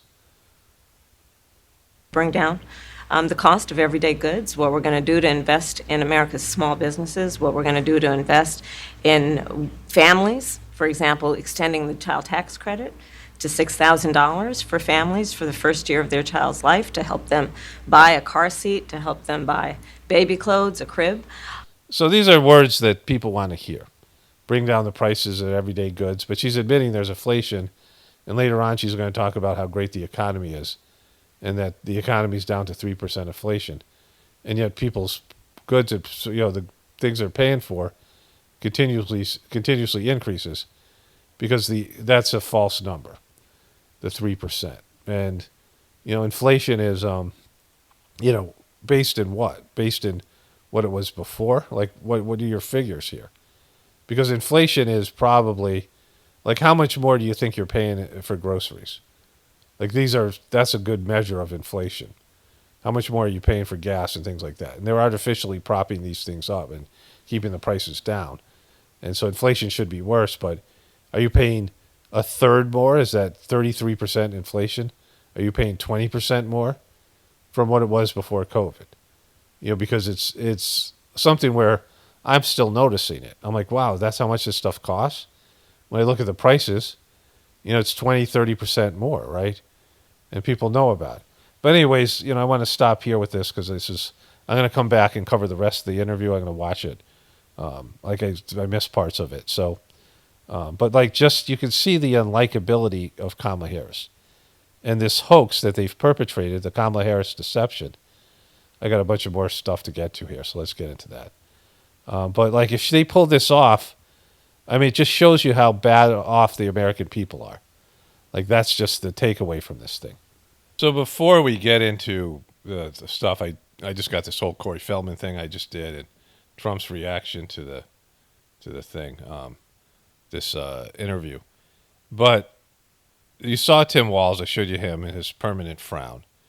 And you saw that ghoul, Dana Bash, who was way more excited and happy, enthusiastic in interviewing Kamala. And she's a miserable ghoul-looking MNF'er. And the number of times I stopped on Kamala and she had a face like this. So many of these things. They're miserable people. Kamala laughs a lot, and she seems to be a joyful person, and they're trying to push joy. And, they did on the convention. But when she's talking about this stuff, she's miserable. They're all miserable. And have you ever seen Trump smile and laugh? When have you ever seen Trump laugh or smile? He goes through hours of speeches and never laughs and smiles, right? And they're not happy on the inside. I don't look like a happy person. People think I'm angry and whatever, grumpy, whatever it is, just on my resting asshole face, right? But I laugh, I crack. I'm laughing, and lots of times I'm suppressing an outward laugh because I find something funny. I find stuff funny all the time. Things that other people find stressful, and this apocalyptic stuff. I laugh all the time about it. It's just funny to me, and I feel good on the inside, happy. I've been making more serotonin since 2016. My serotonin level just went up from doing the Sajmark meditation and cleaning. I had always been sort of angry and grumpy, and now I have this good feeling pretty much all the time. I don't remember. When I feel unhappy, I'm like, oh, well, this is abnormal, right? But if I was doing this job, if I was a politician, I'd be miserable because it's just, they think it's just a deception that you think there's something there, being a person of power. They want this, but they're miserable people. If you go to Hollywood and you go to all these politicians and all these successful, you hang around CEOs and successful people, they're all miserable. Once in a while you find a happy one, and that's just because that person will be happy in any circumstance. But most of these people are miserable, and they don't, and what's making them miserable, they're addicted to, and they can't let it go, and just walk away, right? Enjoy themselves. So, they're going to get paid, like Donald Trump got paid as president. They're going to make money. And Kamala Harris is going to be set for the rest of her life, whatever. She'll be a disgrace if she loses to Trump, right? They ran that miserable fuck Hillary Clinton. She's the most miserable person. She's like an alcoholic. I have all these pictures of her. I'm not going to show you because this video is going to be really long anyway. I just need to get it done here. But she's all these pictures. You can say, Hillary Clinton drinking, Hillary Clinton, taking shots or drinking beers or whatever. She's constantly drunk she's always out there with people getting, in bars and getting drunk, right? She was a bartender on the Saturday Night Live sketch. And she was miserable, and people disliked her so much. And Kamala Harris is talking about 10 years of Trump here, so much about these 10 years of Trump and how it's been a dark shadow. But it happened when the Democrats, Hillary Clinton was so selfish, and she it's my turn. And the Democrats should have moved on from the Clintons and the Obamas and all of it, right? New generation and the Bidens. And then they chose Biden, right? And again, old people who are part of a, certain, they're all part of the same demographic, same generation and things. Obama's a little bit younger, but the rest of them are. And, the Republicans hated Hillary Clinton more than anybody else. But they tried to force her on them and everyone else, and that gave rise to Trump. And that's why Trump was president, because of Hillary Clinton's unlikability. And the Democrats refused to, she had all the money and the power, and the DNC was falling apart. But they wanted Bernie Sanders. And Bernie Sanders might have lost, but there would have been way more enthusiasm. But they didn't want to run a socialist and a liberal. And so, they've broke politics that way. When they rigged it against Bernie Sanders, he would have beat Hillary Clinton had the DNC not stepped in. It was a very close race, and the DNC just basically handed it, rigged it for Hillary. And so it's, these miserable fucks that, they should just walk away. Like, you can have a good life, but they can't enjoy themselves, right? They can go live in some tropical paradise for the rest of their lives, or just travel or do whatever it is, right? They have all this money, they do these speaking engagements if they want to stay engaged in things. They have a good life, right? Set up for them. They have guaranteed income, and they have all these things, in terms of places they can go and people they can meet, and, whatever they want to do. They can go be recluses. They have, their lives are set. They can go meditate and connect to God and live the rest of their lives, being spiritual. I mean, they have all kinds of different opportunities. And they won't leave this thing that's making them miserable. It's like the Lord of the Rings. It's like the Ring of Power. It sucks the life out of you, it turns you, my precious. It's like my precious, right? And you can see they're all turning into frickin' Gollums. So it's Saturday, August 31st. This isn't a good sign. We are getting high-speed internet today, which I'll talk about. I have these 3 things to add before the original stuff, which is kind of awesome. I mean, this is actually a big video in lots of ways. Stuff that I shot 2 days ago. I did the screen flow stuff 2 days ago.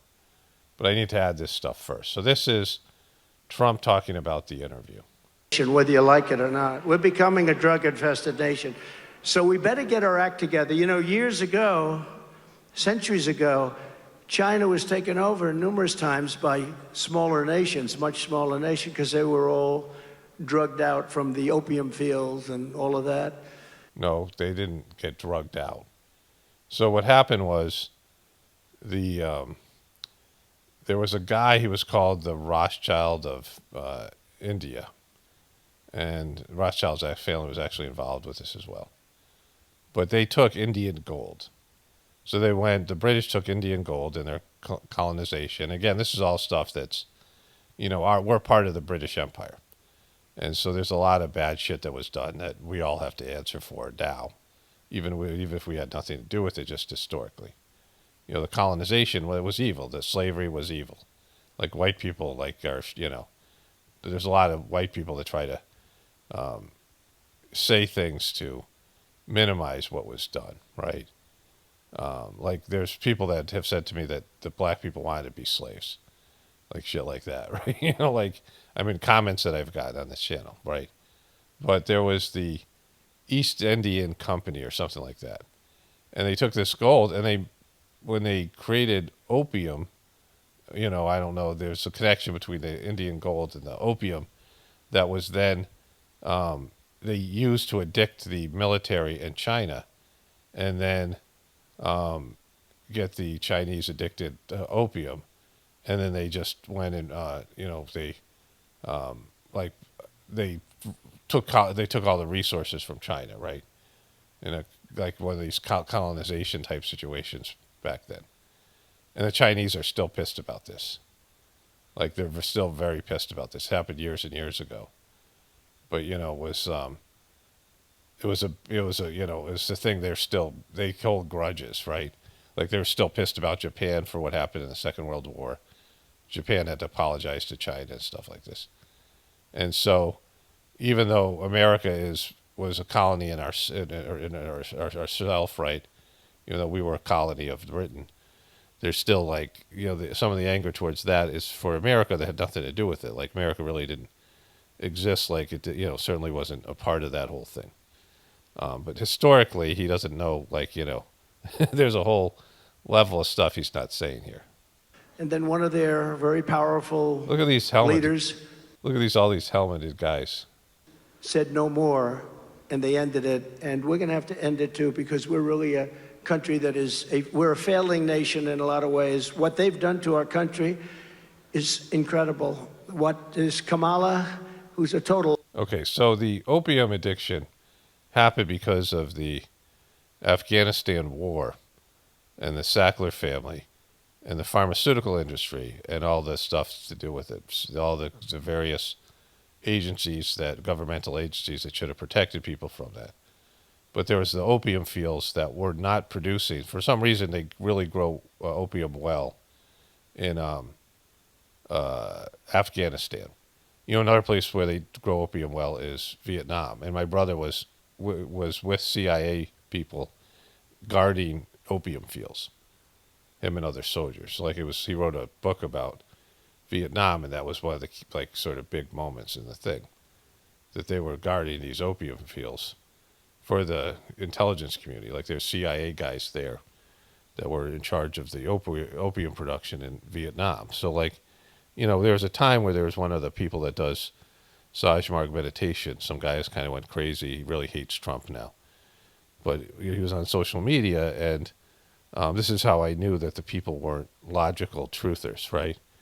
And he said, if the war in Iraq is about oil, why did we invade Afghanistan?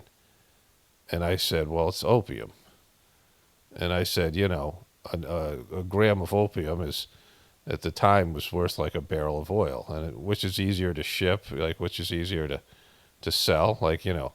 People need gas and oil. We're addicted to gas and oil, but you addict people to opium, it's a whole nother deal. And what they'll do for it, and all this stuff. And so if you're saying that it's a commodity, that it's opium, because the Taliban had shut down the opium fields. And there's no real reason to go in Afghanistan, because Afghanistan is where empires go to die, right? But anyways, he said, oh, that kind of makes sense. But now I unfriended the guy because he just was always posting. He was like some guy who was close to master charging. He got access to, he wrote a book about him and all this stuff. And the guy just lost his mind over Trump. He just posts political stuff all the time about how Trump sucks. And I'm like, these were people who are spiritually advanced, and they can't even understand the most simple, logical truther stuff, right? Lightweight. Did you see her on television last night? This is going to be the president. Is it going to be the president? This is the kind of key part here, where he says, this is going to be the president. This is going to be the president. I mean, his body posture says he's mocking her, but he said the words. This is going to be the president of our country? I don't think so. Sitting propped up in a desk with this guy, this Tampon Tim. Woo! Woo, Tampon Tim, woo, that was so clever, woo! And it's the first interview she's done in nobody's ever seen anything like it. And if you're too weak to do a one-on-one interview with a person that was so soft, I know Dana, she's always, always nasty. She was so nice to the Dana isn't nasty, but she certainly is. There's a video out there showing how she interviews Republicans versus how she interviews Democrats. But Dana Bash actually has more Republicans on her show, prominent ones, than some of the other reporters. She and Jake Tapper were the two most fair and balanced people. And they both sort of lean Democratic and hate Trump. But they're a little bit more balanced than the rest of CNN. They're their two best. And they're the ones who did and that's why they put those two in to do the debate, because they wanted to take down Joe Biden. But the way that CNN was being towards Joe Biden and the way that they're being towards Kamala Harris, and Dana Bash does not ask any, good questions, and she doesn't follow up with Kamala's ridiculous answers, right? I mean, it was really bad. It was a bad interview. It shows you how, bad CNN is. Democrats. It's much easier to be a Democrat, but we don't agree with their policies because their policies will destroy our nation. So we can't do that. We can't do that. But it was a very weak interview from the standpoint of CNN. I think CNN should be ashamed of themselves. If that were me, aren't there? Sir, I heard you want the death penalty for drug dealers. Why? Well, you know, I'd like to end the drug epidemic, if that's okay. Remember this, and I said it. Every drug dealer, on average, kills 500 people. That's not mentioning all of the families that are destroyed forever. They're destroyed forever, and we have to do something about it because we... Yeah, you're not talking about pharmaceutical companies, though, right? And the opium epidemic, which happened, and the fentanyl and all these things that legally did this, and the Sackler family. Like, they're not, he doesn't take on big pharma. And, you know, he pushed Operation Warp Speed. So what about you? Are you a drug dealer? Like, you're the father of the bloop, right? He's a father. He says it. And, you know, I'm not going to show you the meme. I mean, this guy, like, remember this commenter just said, you know, you trash everybody. Eventually you're going to be wrong about somebody. It's this guy, the father of the vax, right? This clown. That's the guy I'm wrong about, right? Donald J. Trump. We are becoming, and we are, a drug-infested nation. We have to do something. And if you did that meaningfully, you will, in 1 week, stop the drug problem. Okay, so there's that. So there's part of the video I'm editing, you know, so I was listening to it. And where Trump says we're a failing nation. He says that quite often. And they've tried to use that against him, saying we're not, which is like even worse. But we are a failing nation because the people suck. We're going in the wrong directions. People are, you know, the people that populate your system are a reflection of the system. We're the product of the system, right? The system is a product of us. We're creating the system, and the system is creating us, right? And if you go down each generation, we're getting worse. And this is for, you know, hundreds of years, right? People have lost, in terms of vocabulary words, like an average person used to have like 30,000 vocabulary words, you know, an English American, you know, person early on in the colonial days. And now it's down to like 3,000, 5,000. And I'm sure it's even less now. That was like from 10 years ago before emojis took over, right? But it's the people, like, we suck worse and worse. And the system sucks worse and worse. And that's not Kamala's fault or Biden's fault. You know, these miserable frickin' Gollums, these depressed pieces of shit, right? They're just a reflection. Our leaders are a reflection of us. Our leaders are getting worse. Everything's getting worse, right? Our technology and our lifestyle is getting better. But, you know, I used to be able to, I mean, I still can. But when I moved to a new place, I would make a mental map of the area. Like, I would have it, you know, I would be able to, you just know where everything is, right? And you would have these, you would save landmarks and, you know, you would memorize, you know, roads and things like this. But now once I, you know, started having a cell phone, and I got a cell phone late, like in 2017, I like bought my first real cell phone, real, you know, smartphone. And then once you have, you know, I mean, all the advantage of GPS, you lose that ability, right? Because you don't need it anymore, because you just plug it into you lose the ability to read maps and things. I mean, you can call it back up, but you don't, you know, it atrophies because you're not using it, right? And that's what's happened. Like, people have just been degraded. And so there are a couple more comments. One of them was the person said, I didn't, you know, save it, but the person said, you know, my last video about Trump saying he wanted to grab guns first and do due process second. And the person said, watch this video and you'll know that this, and think for yourself, and you know that this is full of boop, right? Like, this video sucks. You know, me, you know, my video. And I'm like, well, everyone else agrees with me, right? And, you know, there were some really interesting comments here that were worth reading. One person wrote, if the MAGA cult thinks Trump is protecting, that God is protecting Trump, why does he need bulletproof glass? Which is an excellent point, right?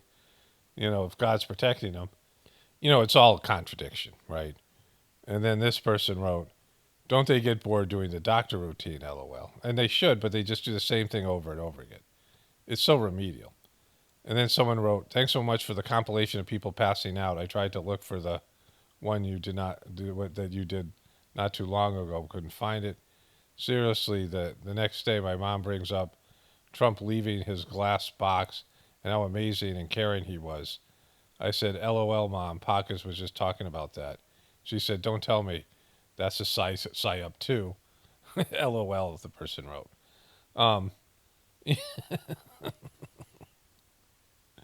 It's just spreading the love. I'm just out there spreading the love and family harmony. And so, but the whole glass thing now and the person wrote, the other comment was this. There was two comments here. I read the one where, don't they get bored of the doc's routine? The other person wrote, fish tank boy now, LOL. Thanks, Paul, for your work. Woo! Now he's in a fish tank. And so, there's actually lots of funny comments. I have to do this more and start reading the comments that are, interesting. Not just the, negative ones. But, it's all just there, right? It's a degradation of the American system, of the world system, of the human being. Like the system is making us worse.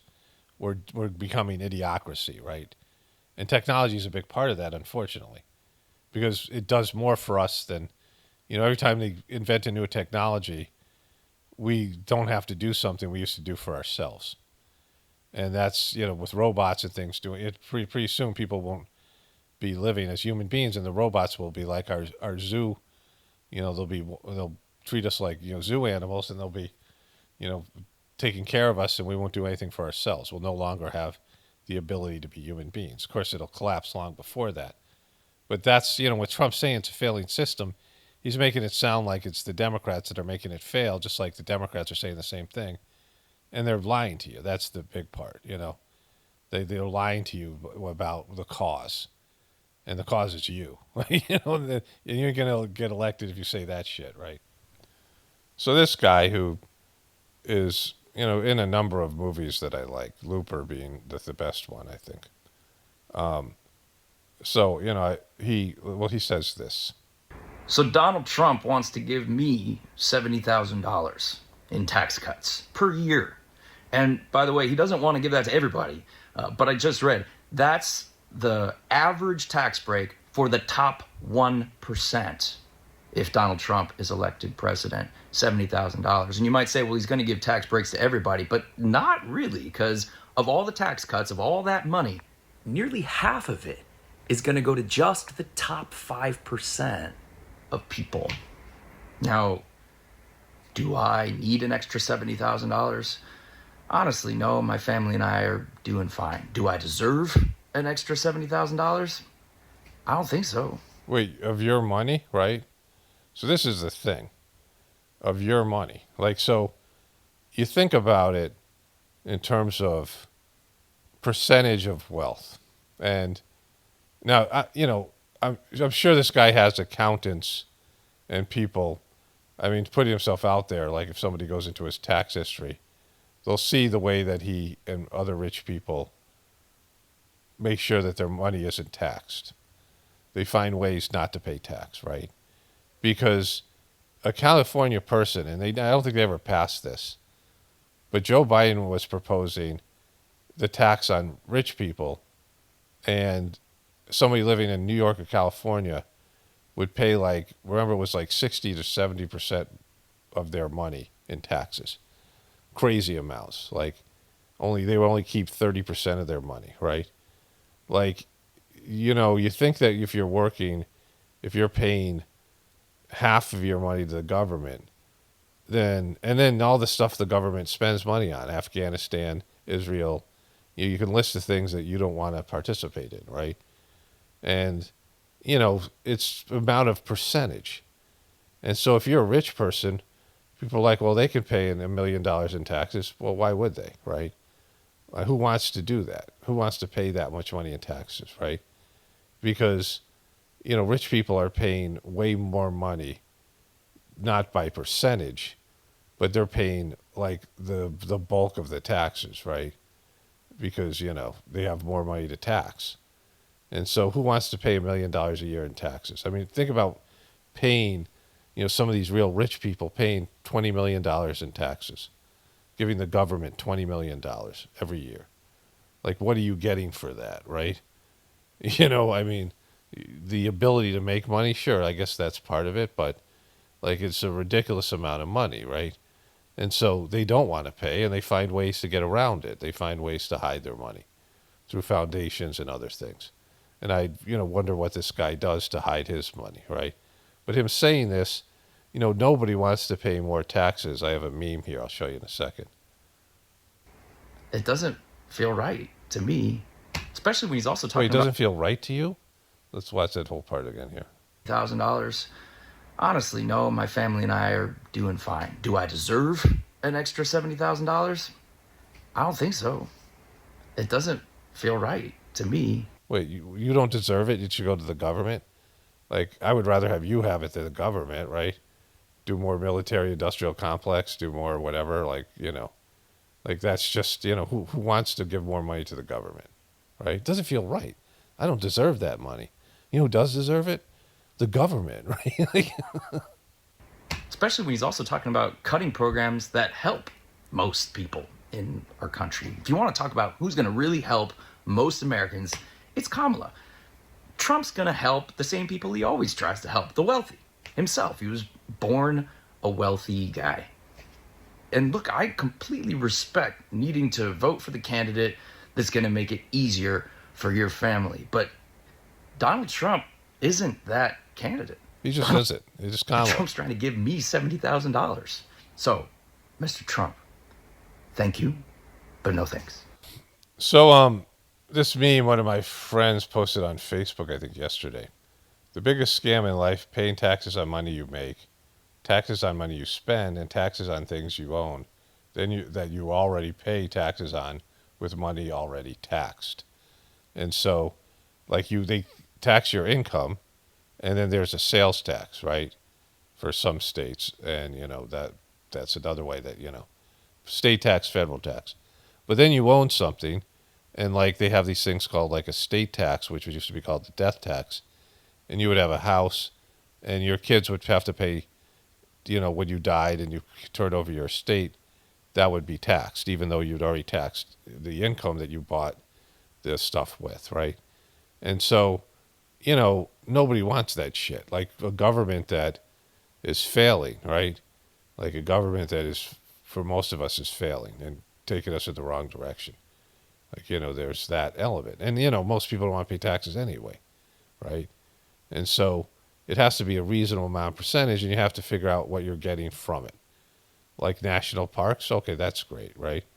But if you look at the government waste and the scams and all the ways people exploit stuff, I mean, instead of talking about what a piece of shit Trump is, what about Dianne Feinstein dying with $110 million in assets? There's no way. Or Joe Biden and his family. Like Trump and his family cashed in. His Ivanka and Jared got $2 billion from a Saudi deal. $2 billion, right? They all cash in. They're all scumbags. And so, speaking of scumbags. And I've got Michael Jackson as a close friend. And I play Michael Jackson, my song, What's Up With the Youth. For us is a brand new song. What's this song about? The song is it's called What Up With Youth. And It's called What's Up With the Youth. You didn't even get the title wrong.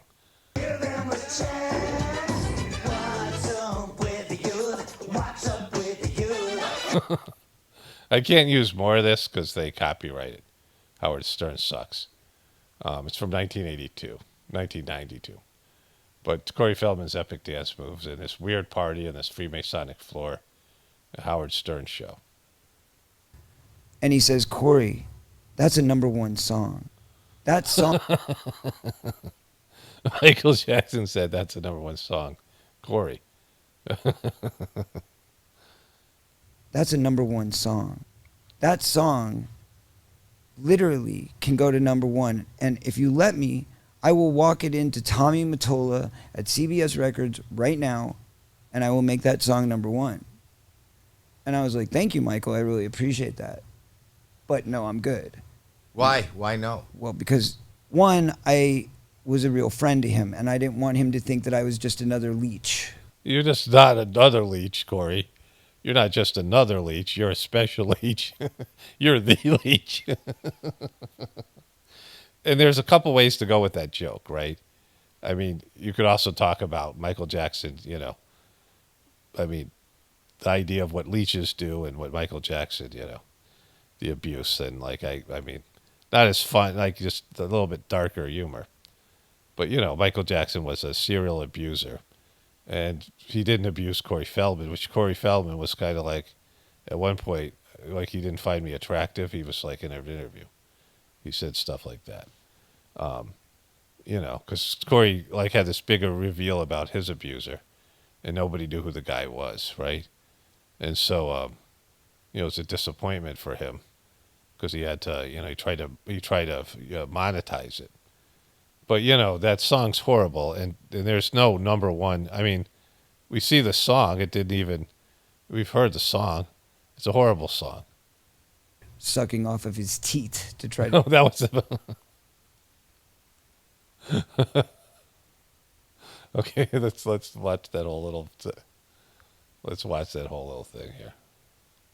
Well, because one, I was a real friend to him, and I didn't want him to think that I was just another leech sucking off of his teeth to try to Just insert your own joke there. I don't need to say anything. get something. You know, that wasn't my intention. My intention was to play him a song and see if he liked it and what he thought. And to hear Michael Jackson tell you that the song's a hit and could be number one, what else do you need? Did he want to sing it? No, he wanted to help me go to that place. Do you regret that you didn't let him do that? Sure, there's parts of me that go, damn it, it could have been so much easier. No, it couldn't have. It couldn't have been. It's just, come on. You're Corey frickin' Feldman. Okay, so today is August 29th. I already uploaded a video today this morning. A couple of them on Journey Series, one going up, and I have another one for my backup channels tomorrow. And tonight is the interview between Kamala J. Harris and Tim J. Walz and CNN. Their first interview. They're doing it together, which will be interesting. So you've probably already seen that. That'll probably be the lead to this video. But I'm going to make this, you know, here for today and then put the video together tomorrow. But this was interesting. I saw this, was it last night? Yeah, I guess last night. The former president of the United States, who wants to be the next president, is now directly spreading the slogans of the conspiracy cult QAnon. This conspiracy cult. So to be a cult, it has to have a leader, and QAnon's leader is an intelligence community shill, right? The Q posts, the Q drops, for those of you who don't know, I'm sure most of you do, come from the intelligence community. They're anonymous Q drops. The Q movement has hurt the truther community, and it's hurt Trump, and it's hurt all of us. And you know, Trump keeps on buying into it because he's another shill, or whatever he is, right? But the whole thing is a joke, and they take it seriously because you know he's a guy who worked for the CIA as well, right? Anderson Cooper was a CIA shill, just like Tucker Carlson, these other people. They're all involved in the intelligence community. Intelligence community is riddled. The news media is riddled with intelligence community shills and, you know, agents and things like this, assets. As well as posting a crude, sexist, and misogynistic slur online. We're going to get to that because that's kind of hilarious. Posting, to be precise, which means he didn't come up with it himself, but liked it so much that he wanted the rest of the world to see it, which is both a gentle introduction and a warning. One posting of several uses two. Remember when I showed you he was wearing lipstick and then for 60 Minutes reporting? QAnon catchphrases, nothing can stop what is coming, which refers to the so-called mass arrests of so-called deep state members, which in the warp. You know, they're still pushing this BS, right? Like they're still bullshitting this stuff, and Trump is buying into it. Remember, last election, he claimed not to know who Q was, and QAnon was, right? Like he claimed that he didn't know them, but he thought that he goes, "Oh, they loved me a lot, right?" But he's their messiah, and the whole thing is so silly, right? And they're taking it seriously because, you know, I mean, he posts this stuff as goofy, and it hurts him. It's just stupid for him to post this stuff. World of QAnon is basically anyone who has irked Donald Trump. Another posting shows President and Hunter Biden, Nancy Pelosi, Hillary Clinton, Anthony Fauci, Bill Gates, and Vice President Harris in prison in orange jumpsuits. Dr. Fauci and Bill Gates presumably there for their advocacy of vaccination. Yeah, why isn't Trump in there? Because he pushed out Operation Warp Speed. And he did all these things that caused, I mean, Trump's done more harm to the truth community than any of these other people. In fact, they've called for censorship, but Trump was the catalyst for censorship. Trump has like completely fucked us, right? I mean, just him and the QBs and all those people. And, these guys are, everyone thinks of them as the enemy, but Trump is the enemy that is, really hurt us, right? Again, this is what the former president of the United States chose to rebroadcast to and amplify for his many followers. He did not look at this stuff, chuckle silently to himself, if that's what he would do, and move on. Instead, yeah, well, it's stupid for him to post these things. I mean, it's moronic. It doesn't help him. The people that are going to like these posts are already voting for him. He's not going to win anybody over, right? It just becomes, fodder for these like shills and dopes here. He wanted to give it the stamp of approval of the 45th and perhaps the 47th president of the United States. And then there is this, a photo of Kamala Harris and Hillary Clinton. The caption, which I'm not going to read out, is demeaning of both women and contains a vulgar reference to oral sex acts. Okay, so let's see what it says here. It's funny how, oral sex acts impacted both of these careers differently. That's a quality meme. You know who else? Anderson Cooper knows the answer to the question, who do you have to to get a job at CNN, right? and so they all have something in common here. I mean, this is just funny. And, he's going to talk about this in such a sanctimonious way. Well, let's watch him here. Now, remember, again, this is the Republican candidate for president and the 45th president of the United States talking about two women who, no matter what you think of their politics, are two of the most accomplished women in American political history. Yeah, but Kamala Harris, they've propped her up for whatever reason. I've showed that.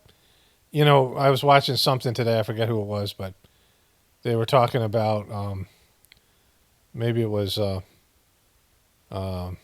Megan, whatever her name is. And they were talking about Kamala Harris dating that dude, and she had somebody on who's researched it, and the guy, the salary or the money that Kamala Harris made from those positions was like over $400,000, which would be almost $1 million now. And Mercedes-Benz and these things. Her dating this guy was twice her age. I mean, it's a big deal. Like, it's a big deal, this thing, and they're literally ignoring this thing, right? But he's being so sanctimonious and holier than thou about Trump. And I know they all probably laughed at that meme, right? Because it's clever and funny. And, it's true in various ways, right? This is what he chose to amplify, which, as extreme as it is not exactly out of character when it comes to him and women. She was by far the nastiest to Joe Biden. There was nobody nastier than her. She was extraordinarily nasty to Kavanaugh. She was nasty to a level that was just a horrible thing. She was probably nastier than even Pocahontas. Pocahontas, if you're nasty. By the racist Attorney General of New York State, Letitia Peekaboo James. How about Boom, peekaboo. low IQ Maxine Waters? Omarosa is obviously the ultimate villain and the nastiest. I think it's She's nasty. very nasty question when you continue in a very hostile, nasty tone. What a stupid question. But I watch you a lot. You ask a lot of stupid questions. Just moments ago, a Harris campaign spokesman put out a statement quoting him now. Donald Trump is out of his mind. He's out of his mind. A family member posted what Donald Trump is sharing today. Americans would rightly be concerned. But this is what Donald Trump and his Project 2025 agenda offer America. Okay, so that's a conspiracy theory. Donald Trump has said he has nothing. He's disavowed the 2025 thing in a typical Trump way, like doing it sucky and failing. But you guys keep on saying it, like linking it like he's put it out himself, which he didn't. Which I covered how stupid it was, because they're running training videos for getting federal jobs for people like who are never going to be hired. Like it's just stupid. The whole thing is so silly and stupid. Executing political opponents, using dangerous conspiracy theories to justify harmful. Dangerous conspiracy theories. Dangerous. conspiracy theories, right? Like, like they're killing people with carcinogens and, the food that's, causing massive health issues and all the side effects from all kinds of different pharmaceutical drugs and the weapons of war that we create and the CIA and the intelligence community just deposing leaders and regime change and all the horrors that these governments do. But the conspiracy theories are dangerous. Policies and dividing Americans against each other. I want to get perspective now from two CNN political commentators on the right and left. So they're so sanctimonious about this. Well, let's watch this. Left, respectively, David Urban and Ashley Allison, also CNN Newsnight anchor Abby Phillip. Abby, I don't know why anybody would be surprised, but it is still, the reason we're leading with this is this guy was the 45th president of the United States. Very well could be the next president of the United States. And the stuff he's putting out, the QAnon conspiracy stuff, this is a dangerous cult, which really... Dangerous cult. There's a bunch of morons that are like, an asset for the CIA. You guys wouldn't be talking about them if they weren't helping your case, right? Has infected a lot of people's lives, destroyed a lot of families, targeted a lot of people. And then the sexual slur against his opponent. And you ever see this guy New Year's Eve and the depravity he and that guy Andy Cohen put out? Or just the depravity that Andy Cohen does when he does whatever that show is on Bravo or any of the things he does? They're posting this stuff on Page 6 all the time. And just the things I've seen. These people are cynical, blood drinking, like, vampirish, like they're, the stuff that they're into and the war stuff. Like these guys cover wars and they see like the most horrific things. And he posted a little like, naughty tweet, right? Donald Trump did. That's funny, a naughty meme. And they're making it sound like, it's so offensive to my sensibilities. It's so offensive.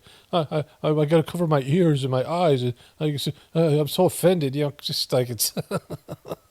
So to go with that, there was another report from CNN, and I looked for it on the internet. I thought I had copied it on my phone, that I recorded it on my phone, but it was J.D. Vance posted a meme with that girl who was the such as that. Miss Teen America, such as, that she had that glitch out, right? And he posted a picture of her saying the unseen footage of Kamala Harris interview. That Kamala Harris was doing a lot of that such as, which was an okay meme. And the such as girl came up and said she was suicidal and she was wrecked by cyberbullying. And CNN brought in some expert, and they were talking about how, again, sanctimonious bullying and how the Republicans are so bad. And I was like, there's plenty of liberals and Democrats, probably more liberals and Democrats that were tormenting the such as girl, right? So, and nobody's going to get upset about the such as girl. And it's just like so pathetic. Like they're just so pathetic. It would be worth watching, but I can't find it. So let's go to this Donald Trump thing here. Okay. So I saw this on MSNBC, and I have a clip from them. I may or may not use it depending on how much this covers here. Let's watch this one, and then I'll take a look at that one and see if it adds anything to this, right? But the assassination attempt of Donald Trump. Now, Fox put this up on the internet, and MSNBC didn't. They both covered this breaking story that the FBI releases new photos in Google searches. The FBI has released new photos from the Trump assassination attempt, which show how the shooter was able to conceal his AR-15 rifle as well as explosives in the trunk of his car. They also revealed more of the suspect's internet. Okay, so that appears to be a laser scope, right? This is the scope he used. And so, if you've ever seen or used one of these laser scopes, they are very effective in short distances. If you've seen these like in TV shows or movies where someone has a dot on them, right? Like there's a laser that's coming from this scope, and the scope itself doesn't amplify the target. So when you're looking through this little sort of viewfinder here, there's some glass lenses, but they're not amplifying or magnifying. They're not a scope that makes it clearer to see from a distance, right? Instead of the four lines that you look through on a normal scope, there is a dot that you see. So that dot becomes like, that distance, the dot would be the size of his head, right? Because the size of his head would be so small at a football field and a half away that the laser scope would not be effective. I've been waiting for this for a while, you guys, who have heard me cover this, because I want to see what kind of scope he had. Because at 150 feet, a football field and a half away, this is not effective. Because like the head is so small as you're looking through this thing. And also with the laser scope, just like with a regular scope, you got to make sure your eye is centered in the middle of the scope, because the little dot will be, you have to center the dot. And so it's not something that's effective in terms of what he was doing, right? Like it's just, it wouldn't be, a headshot. Like, might be able to get a better, in terms of a body shot. But again, if you see, like if you're at a football field, if you're watching a football game and you're sitting in one end zone and you look at somebody on the other side of the field, you can barely see their head. You certainly can't see their face. If you use binoculars, you can see somebody very clearly. And so if there was some sort of a magnifying aspect to the scope, it'd be a little bit different. It's a lot different. But Trump's head would appear to be so small, and the dot, would be, you wouldn't be able to, you wouldn't be able to see it, right? And, you're looking through this. It's not like you're looking just even with your eyes. It's even harder. And they said the guy, somebody was climbing up the roof, and the guy turned the gun on that guy and then turned it back on Trump. Meanwhile, the snipers, who have a much better scope, I'll show you that in a moment here, they had this guy dead to rights, and they just didn't choose to fire. They saw the guy on the roof with a gun, and they chose not to kill the guy, right? Which is their job. Let's go see their scope here. You see this extensive scope, and here they have, the setup they have here, this police snipers. But this is a much better setup, a much better rifle. They're not worried about being seen. Anybody up on the roof is a target, right? And they had this guy in the sights. They can see this guy the whole time he's on the roof. As soon as this guy got onto the roof, he was on the roof for like 10 or 15 minutes, and he was using a viewfinder, a rangefinder, to see how far Trump is away. And these guys have a much better setup. It's just, there's no, that's like compared to what he has, a little laser pointer. And these guys can see, this magnifies the target, right? And so, it isn't even a, it's a completely different type of situation, right? The suspect's internet searches leading up to the rally, including when is the DNC and RNC? How far was Oswald from Kennedy? So he was a 20-year-old kid. They said he was a somewhat experienced shooter, shot at the range with his dad. And Googling how far was Oswald from Kennedy, that's just stupid. That's, also he's going to have no other internet searches. They don't know what this guy's reasoning was. They want the guy to be a vague, that he might have gone after Biden. He was also searching. He just wanted to shoot somebody. They're making it sound like that, right? Which makes it good for gun control and makes it bad for Trump, right?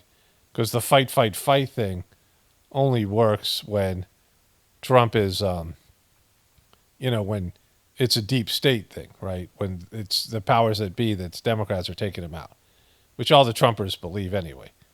But the official story isn't that at all, right? But why would the guy Google about Oswald and Kennedy? That just incriminates. It's just stupid. It's just silly. It's just, this template they're rolling out, right? This is just an information packet they're putting out there. It's just goofy. Where will Trump speak from? Butler Farm Show podium and weather in Butler. Jonathan Gilliam is a former FBI special agent and Navy SEAL, and he joins me now. Okay, so I'll show you the other. The other one has some more information, which let's see what this guy has to say first. Jonathan, what stands out to you from this latest release of information from the FBI? Well, let's start with the fact that they called this a target of opportunity. I think that's the wrong verbiage. I think that this was a target that he chose. He clearly did his research online, looking at all the different individuals that he thought he might want to attack, and he chose this one. He did a surveillance. He did a surveillance online. Okay, we just talk about his scope. Come on. I mean, it's obvious the scope is an issue here.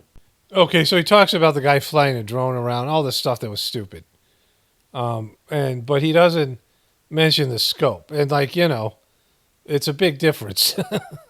The scope that they're using, the other snipers, and then the laser pointer that he's using, there's a big difference there, right? Which I already established. So the MSNBC one, which they did put up on YouTube, they have a little bit more information, a little bit different information. Let's go to that one. And back here at home, the FBI has released additional details about the shooter and the events leading up to the attempted assassination attempt of former President Donald Trump. Attempted assassination attempt. That was a major fuck up, bro. Attempted assassination attempt, right? They attempted an attempted assassination. Like, that makes it sound like it was fake all along, right? NBC News Capitol Hill correspondent Ryan Nobles has the latest. In the weeks leading up to Donald Trump's rally in Butler, Pennsylvania on July 13th, the FBI says Thomas Crooks was scouring the internet for information on upcoming political events. In the 30 days prior to the attack, the subject conducted more than 60 searches related to President Biden and former President Trump. Crooks was searching for information on both the Republican and Democratic national conventions. He also searched for details on the Trump event, which took place close to where he lived. The FBI describes Crooks' planning as a, quote, sustained, detailed effort. Initially, Crooks' search history showed him looking for details around a wide range of political events before zeroing in on the Butler rally, which the FBI believes Crooks viewed as a target of opportunity. They also believe he acted alone. I want to be clear, we have not seen any indication to suggest Crooks was directed by a foreign entity to conduct the attack. But these discoveries have not provided much insight into Crooks' motive. The content on his accounts displayed a, quote, mixture of ideologies. The investigators also shared photos of the collapsible barrel on the gun Crooks used, as well as the backpack they found on site. They also showed the AC unit he used to climb on the roof.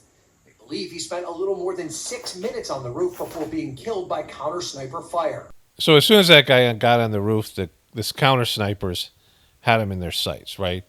So the guy would have to assemble his gun. Like, he's not, he wasn't on one side of the roof and then he came on the other side of the roof and started shooting. He had a rangefinder to figure out how far Trump was away. He had to set up the tripod of his gun and all these things, right? The bipod, because you just can't freehand it. So he had to get in a sniper position. Again, they had complete access to him, right? If you've seen the roof there, and they would have seen the guy like 6 minutes in. And so when they saw the gun and they saw the guy, which they easily would because they have these like extensive scopes, they would have asked for permission to shoot the guy for whoever it was, right? And at some point they would have just shot him because they see the guy's got a gun and he's going to shoot Trump. That's the only, or the crowd, right? What is he going to do? If a person comes out with a setup, some kind of an AR-15 and gets on a roof at a big event, they're going to fire into the crowd or shoot the guy. It's an assassination attempt. And so that was a complete failure. And Trump keeps on praising these guys and their shot, but you don't wait till the guy shoots the guy to shoot. You're preventative. You're supposed to be fucking preventative, right? This whole thing, I mean, there's so many, it's just, the whole thing's just a fake around all of it, right? The FBI probe is one of many investigations into the assassination attempt. Earlier this week, members of the bipartisan congressional task force toured the site in Pennsylvania, promising to get to the bottom of what went wrong.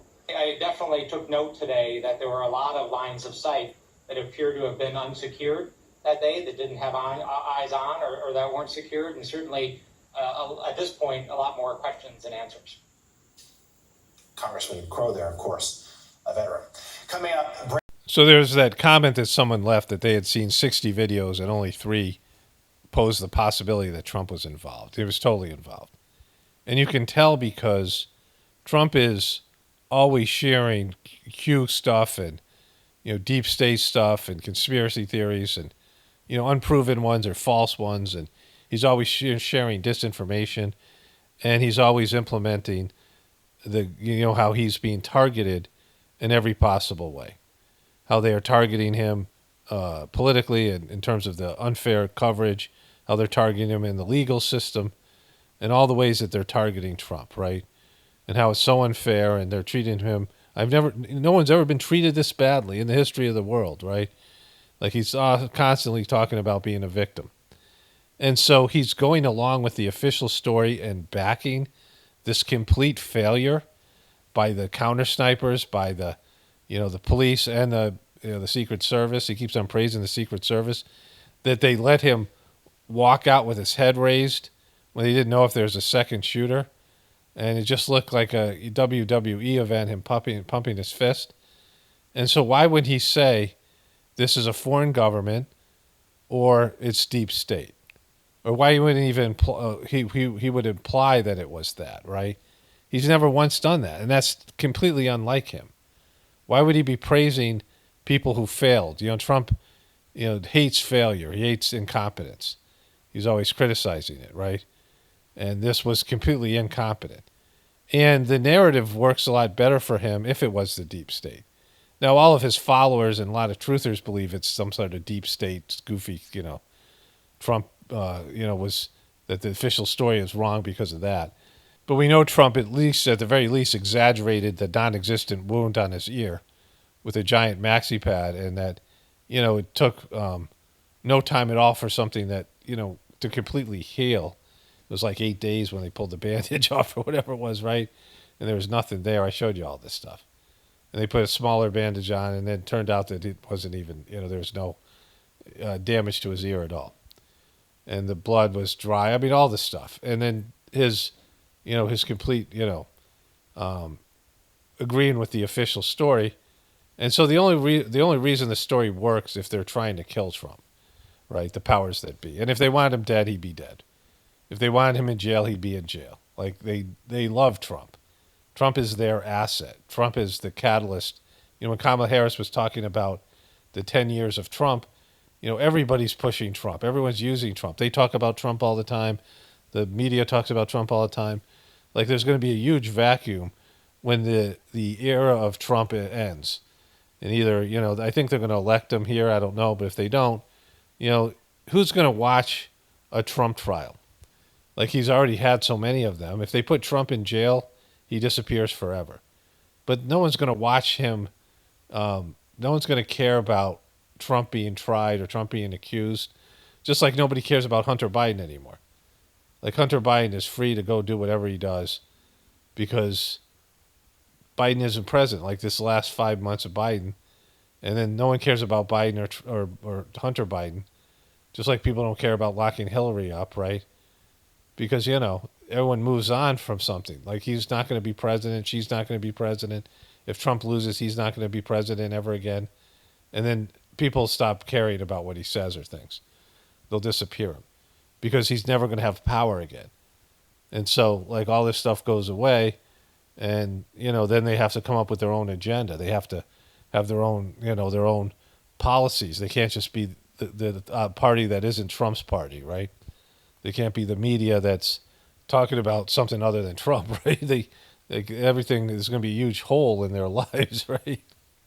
But anyways, let's get back to this other stuff here. So Kamala Harris and Tim Walz went to a high school in Georgia, and they were talking to some kind of marching band or something yesterday.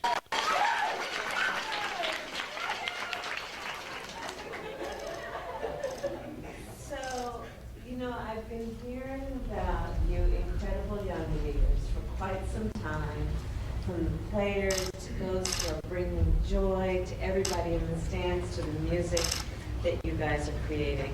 And so we wanted to come by just to let you know that our country is counting on you. What? The country's counting on you to do marching band shit, right? All of you, you are leaders.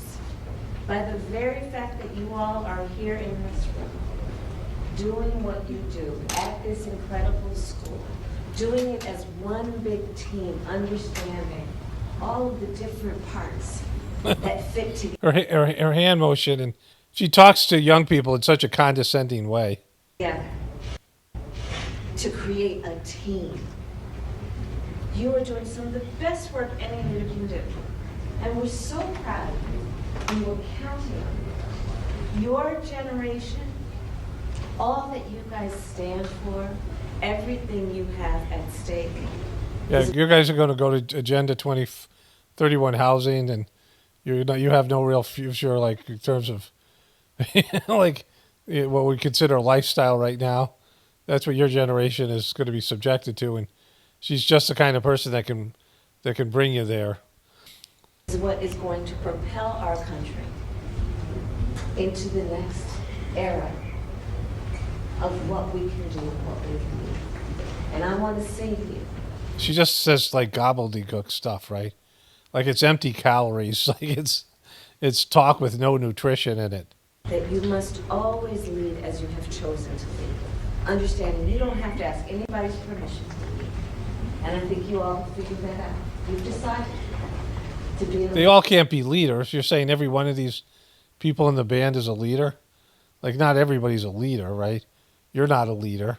Like, I guess her campaign is falling apart because she has Joe Biden people and she has Barack Obama people, and nobody knows. Like, there's some leak from Axios about there's people leaking from inside the campaign that it's completely disorganized, and nobody knows who's doing what and who's responsible for what and all these things, right? Multiple people are leaking from her campaign saying it's a disaster. And in doing that, you are also role models, right? Welcome to the role model club. Right? And being a role model, right? Right, yes, right. Means that they're going to be members of your family, people who live in your neighborhood, your classmates who want you to see, oh, that's how it's done. And in that way, you are showing what hard work can achieve, what discipline can achieve, what teamwork can achieve. And that's the stuff of great leadership. Like it's one of those really bad motivational speakers. All of you. And so we wanted to come by to remind you that our nation is counting on you. Why are they counting on you? What are we counting on these people who blow trombones at a football game or whatever it is? How are we counting on them, right? Proud of you, everything you have achieved. And I will tell you, I was in band when I was your age. So I know a little bit about, coach knows about the players, right? And all that you all are doing, it requires a whole lot of... Yeah, the players, like high school football is not all that important, and the players are more important than the band, right? People aren't there to see the band unless their families and members are in the band. Rehearsal, a whole lot of practice, long hours, right? Sometimes you hit the note, sometimes you don't, right? Yeah, like if they're actually like good, they hit the note, right? Maybe the band that you played in Berkeley, they didn't hit the note all the time, or you didn't hit the note all the time. But like if they're like nationally renowned, they should be able to hit the note, right? That practice makes for beautiful music. And that is a metaphor, that is symbolic for everything that you all will do in your lives. Which is you're going to show what a winning team looks like. You're going to show what it means to put yourself out on the field, to put yourself in front of people, to have the confidence to do it. Sometimes you're going to hit the step right. Sometimes you're not. Sometimes... I wish that Forbes had better quality video. Because when she did that confidence and she made that face. You're going to win the game. Sometimes you may not. But you never let any circumstance knock you down or slow you down. You just keep going at it. That's who you are. And that's why we are so confident in everything that you are doing and will continue to do for our country. So just keep... Wait, them going out and playing music is not for our country. It's not really even for your school. It's not like anybody cares about the band. Like, it's just there, right? And if it's a really good band and they compete nationally, it's still like just a band, right? I mean, it's just, I'm not saying there's anything wrong with it. It's good for them. If you're good at something, that's great, right? I'm not saying don't do it, but she's laying it on thick like it's, it's important, and it's totally not. Being you and all of the excellence that you're bringing to everything you do. Okay? All right. See you later. Okay. All right. Okay, so I had more stuff to get to, but I'm just going to end the video here. This is almost 3 hours long. I mean, it's going to be a pain to upload this. It's going to take 4 hours. The high-speed internet's coming in today, so maybe that'll, hopefully there was no glitches with that. But this is the unlikability factor, right? Because she's not only weird, but she's inappropriate with people. She doesn't know how to talk to people and connect with people. But she speaks on leadership and success. And, she is successful because she's running for president. I mean, that by that definition, she's successful. But the way she got there was dating a guy 30 years older than her. She did get a law degree, so she made it through college. Like she made it through college and law school. So, that's something. I mean, her parents were very educated, so it's not like that's some huge thing, but that's something. And she became a lawyer. And then she, was serviced that guy, and I got more memes coming in now, even about, it's just more and more stuff with that. And that's like a big part of her story. And he got her in the door. And for whatever reason, people on the national stage, national Democratic and media kingmakers decided to, endorse her, which we've seen. Like they're saying that she's, they've pushed her out there. She got a lot more love than any of the other nobody candidates in the Democratic primary in 2020, and they made her the vice president. And that's not about her. It's not about she's some great leader, because she's not a great leader, right? And so all these things. But that's Kamala.